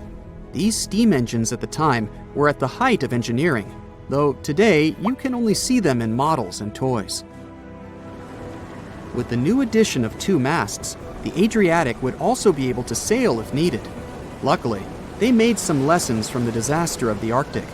But before their new ship, the Adriatic, was built, another disaster had occurred. The sister ship of the Arctic had also sunk. They believe this second ship was desperate to stay in front of the Cunard's line and hit an iceberg somewhere during the race. This weird contest took the lives of 141 people. The desperation of Collins and his weakly built hulls pushed the company towards bankruptcy in 1858. The newly built Adriatic, costing over $1 million, had only made 1 voyage in the end. And even that voyage was considered a disaster. The ship collided with a tugboat. It still managed to finish its maiden voyage at a suitable time. After the company had gone bankrupt, they had to sell the ship for only $50,000. They removed the great giant engines, replacing them with only sails. Although it was once the greatest ship on the high seas, it was only 30 years later until it was abandoned, labeled irreparable, and anchored in a river. The other remaining ships were also sold and only used for parts. Edward Collins left the industry altogether, seeking work on dry land instead. As the Collins line was no longer in the mix, the Cunards would grow in strength. Without competition, they would win the Blue Ribbon for the next 30 years, and 180 years later, after producing hundreds of ships. They still have a constant presence on the seas as they provide transatlantic crossings, world voyages, and leisure cruises. To this day, the Cunard line is the only one to run ships between Europe and America, and it's great proof that it's not always the fastest that's the best.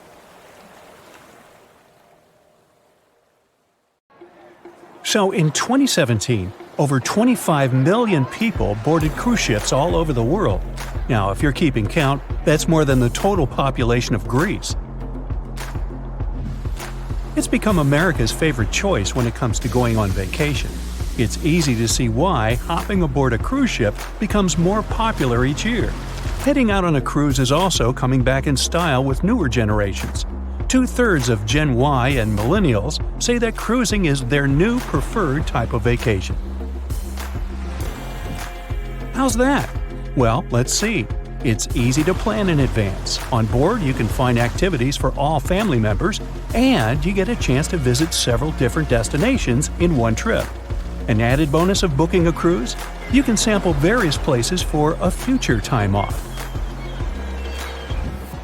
The entertainment on board is often top-notch, providing passengers with an added taste of luxury.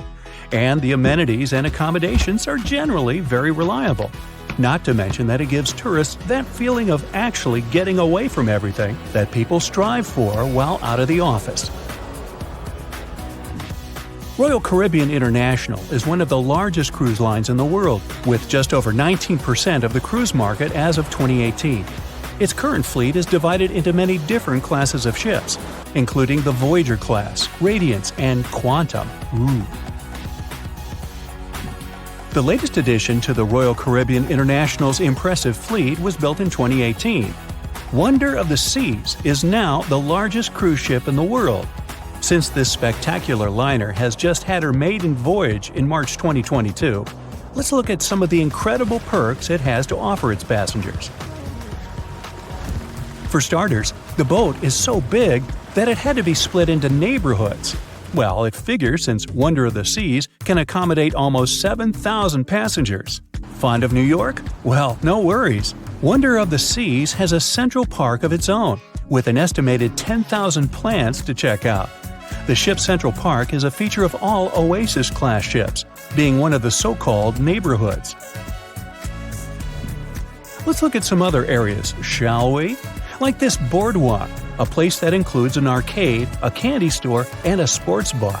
It's best suited for long walks. There's a pool and sports zone on Wonder of the Sea. These areas feature the ship's numerous pools and hot tubs. There are many activities to check out on the sports court.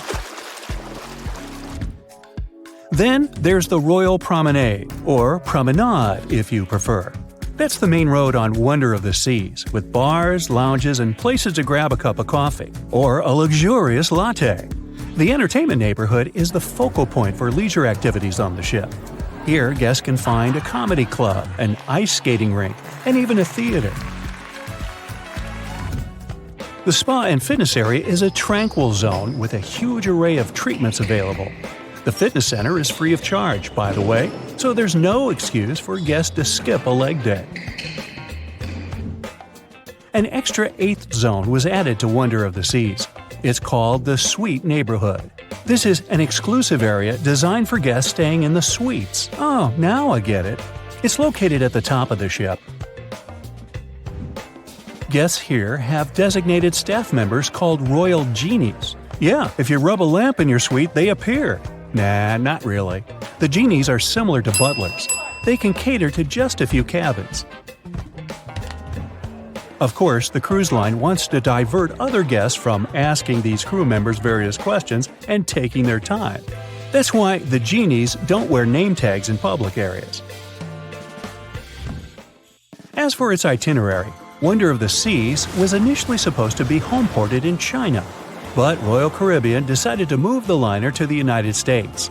In March 2022, the ship started its journey with 7-night Eastern and Western Caribbean itineraries. In May 2022, Wonder of the Seas is scheduled for a trip to Europe, with Western Mediterranean cruises from Barcelona and Rome planned for its guests. Passengers will also be able to visit Palma de Mallorca, Spain, and Capri, Italy. When the summer season is over, Wonder of the Seas is scheduled to return to Florida to offer year-round sailing starting November 2022. And by the way, there is no truth to the rumor that a special cruise only for highly allergic and hay fever sufferers will be called the Wonder of the Sneeze. Nope, not at all. Now, it's hard to imagine a ship so massive that can accommodate so many amenities on board. For example, the Titanic was the largest ship of its time, measuring 882 feet in length. And Wonder of the Seas is not only 1,188 feet long, it's also 36% taller and 34% wider. Speaking of lifeboats, which I am about to, Titanic had a mere 20 lifeboats on board, which was tragically not enough to fit all the passengers after the ship hit the iceberg. But Wonder of the Seas has an even smaller number of lifeboats, 18 to be precise. Sounds weird and dangerous? Well, not really, given that each of these lifeboats can accommodate up to 370 people. It means that all the passengers and crew members, an estimated 8,000 people if fully booked, are going to be safe in case of an emergency. If we could somehow have a race between the two ships, well, Titanic was in fact the faster ship out of the two, beating Wonder of the Seas by 1 knot per hour. Cruise ship passengers today are more interested in the experience rather than the speed of the boat itself. That's why how fast a ship can travel is not an extremely important aspect nowadays. In terms of costs, Titanic cost around $7.5 million at the time of its construction. It's the equivalent of about $200 million today. How about Wonder of the Seas? Well, it cost a staggering $1.35 billion to build, making it 6 times more expensive than the Titanic. How about we compare ticket prices? Well, in this case, the least expensive ticket on Titanic was £7. It's about $1,000 today. The cheapest ticket on Wonder of the Seas is currently $423, but prices may vary depending on the location, season, itinerary, and how much you tip your royal genie. And I know you were going to ask, how about icebergs? Well, Titanic steamed in the frigid North Atlantic, where you had to be on the lookout for those. Wonder of the Seas will be cruising the balmy Caribbean, where the worst thing you can hit on is 17 and blackjack. Oops, busted. Anyway, set side by side with its other sisters from the Royal Caribbean Fleet, Wonder of the Seas is equally as impressive.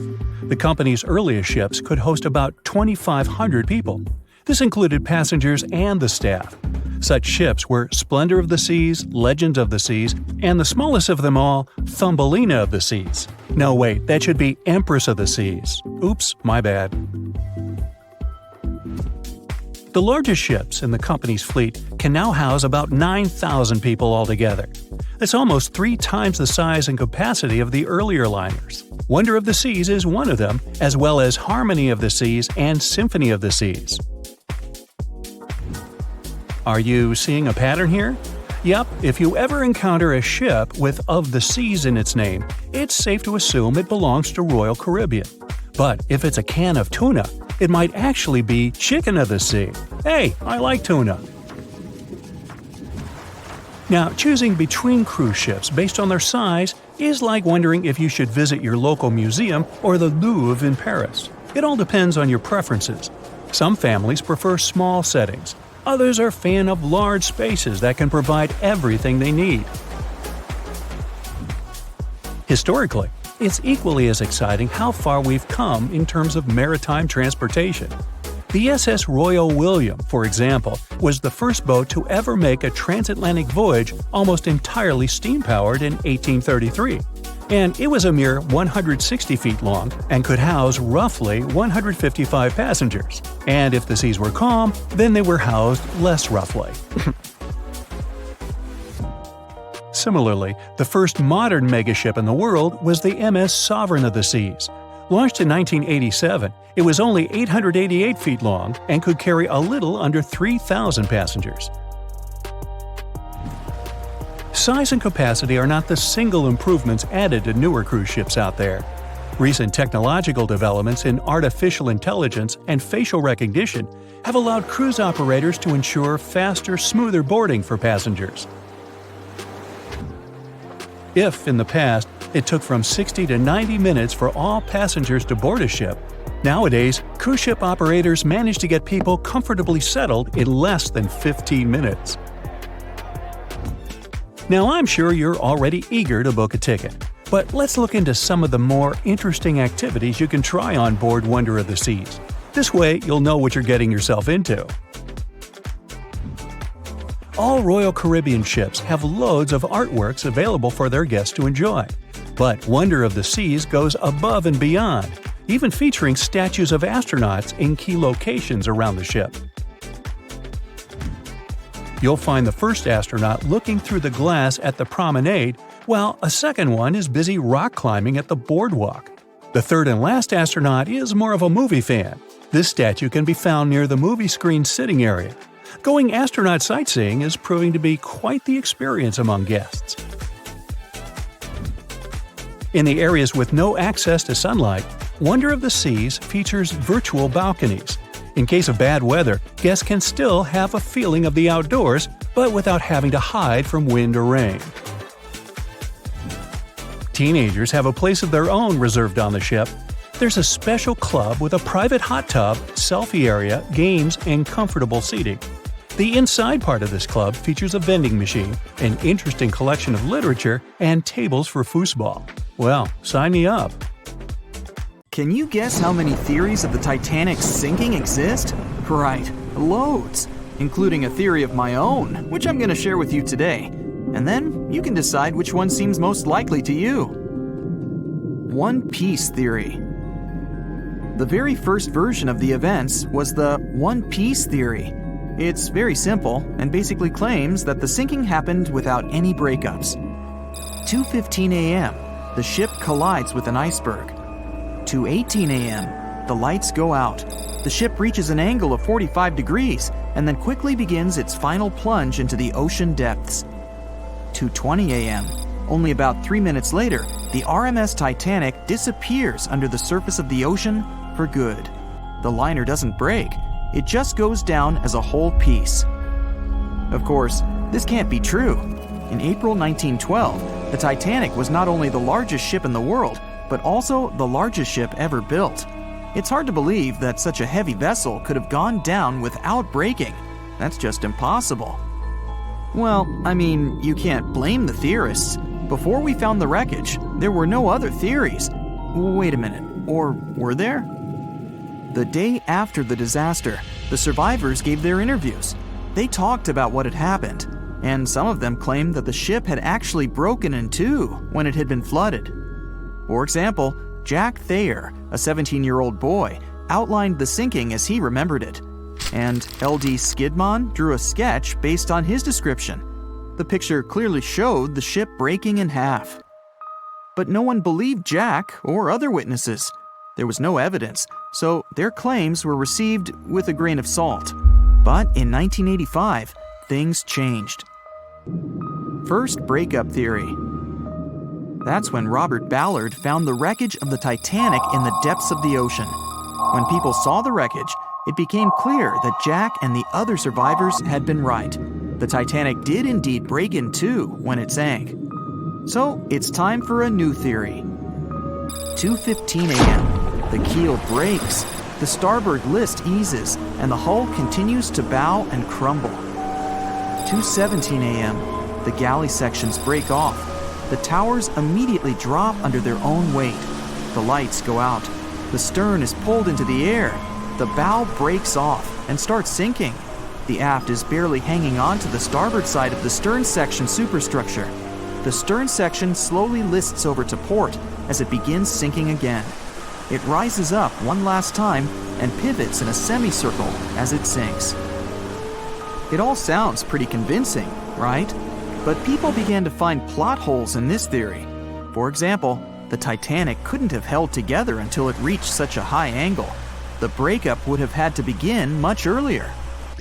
This only meant there was still a vast field for research and speculations.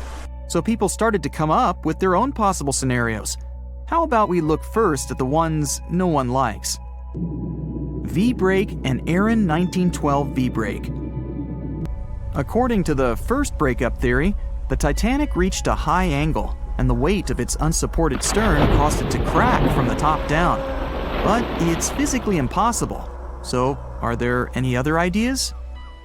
In 2006, Roger Long, a naval architect, decided to research a so-called V theory. 2:17 a.m. The breakup begins at a shallow angle, perhaps as little as 11 degrees. the upper structure fails and starts to crack. At this moment, only its double bottom is holding the Titanic together, but it starts to bend under the strain too, failing the ship. Water is pouring through the crack. It increases the weight in between the two sections, bending the Titanic the other way and pulling it into shape somewhat resemblant to the letter V. The upper decks get mangled and bent together. The bow heads for the bottom, and the stern is the last to sink. This theory has since been disproven many times, though. Roger Long believed it because the broken edges of the upper decks in the Titanic's bow section were all mangled and crushed. However, we have learned that it happened because of the so-called hydraulic downburst, the force of the water crashing into the deck as the Titanic hit the ocean floor. Another V-break theory states that the bow had risen out of the water after the break. This theory was mainly peddled by one former Titanic enthusiast. But not only has this theory been proved to be physically impossible due to the bow's incredible mass, it was also inspired by incorrect information. Remember Jack Thayer?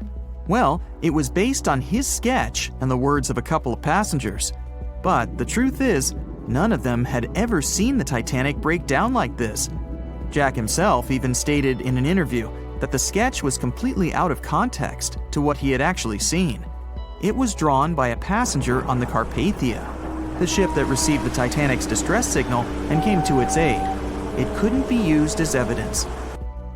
Now that we know this, let's move on to the theories that most people believe in. James Cameron's banana peel theory. Who hasn't seen the legendary movie about the Titanic, right? It became the leader of the 70th Academy Awards ceremony in the number of nominations and awards, and deservedly so.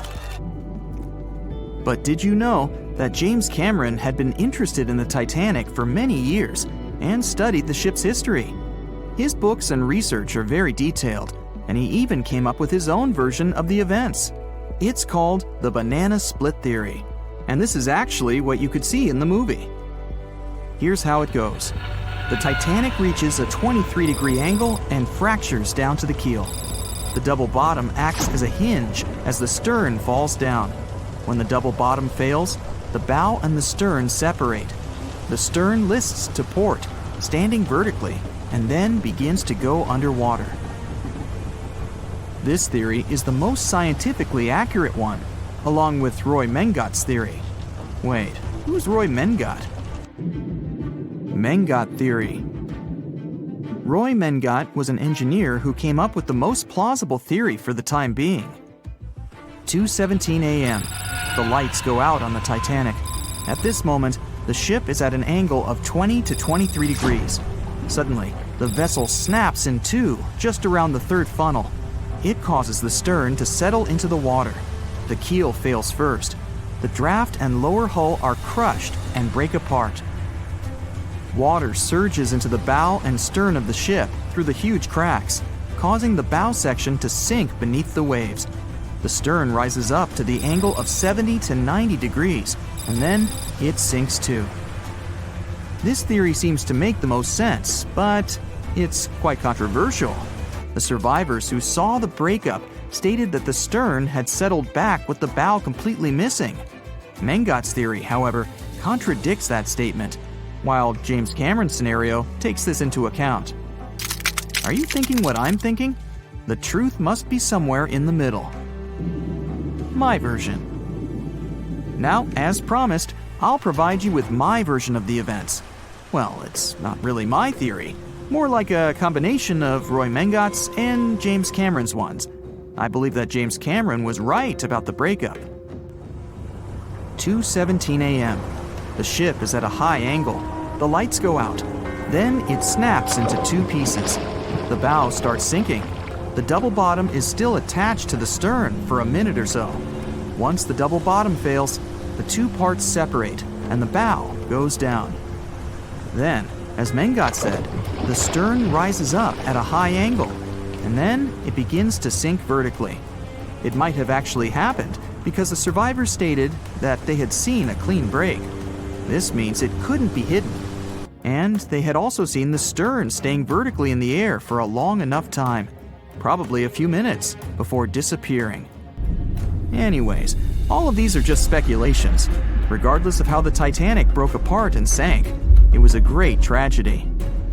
It's already been 110 years since the Titanic collided with an iceberg and sank. Did you know that in 2022, the Blue Star Line Company is completing the construction of an exact replica of the Titanic?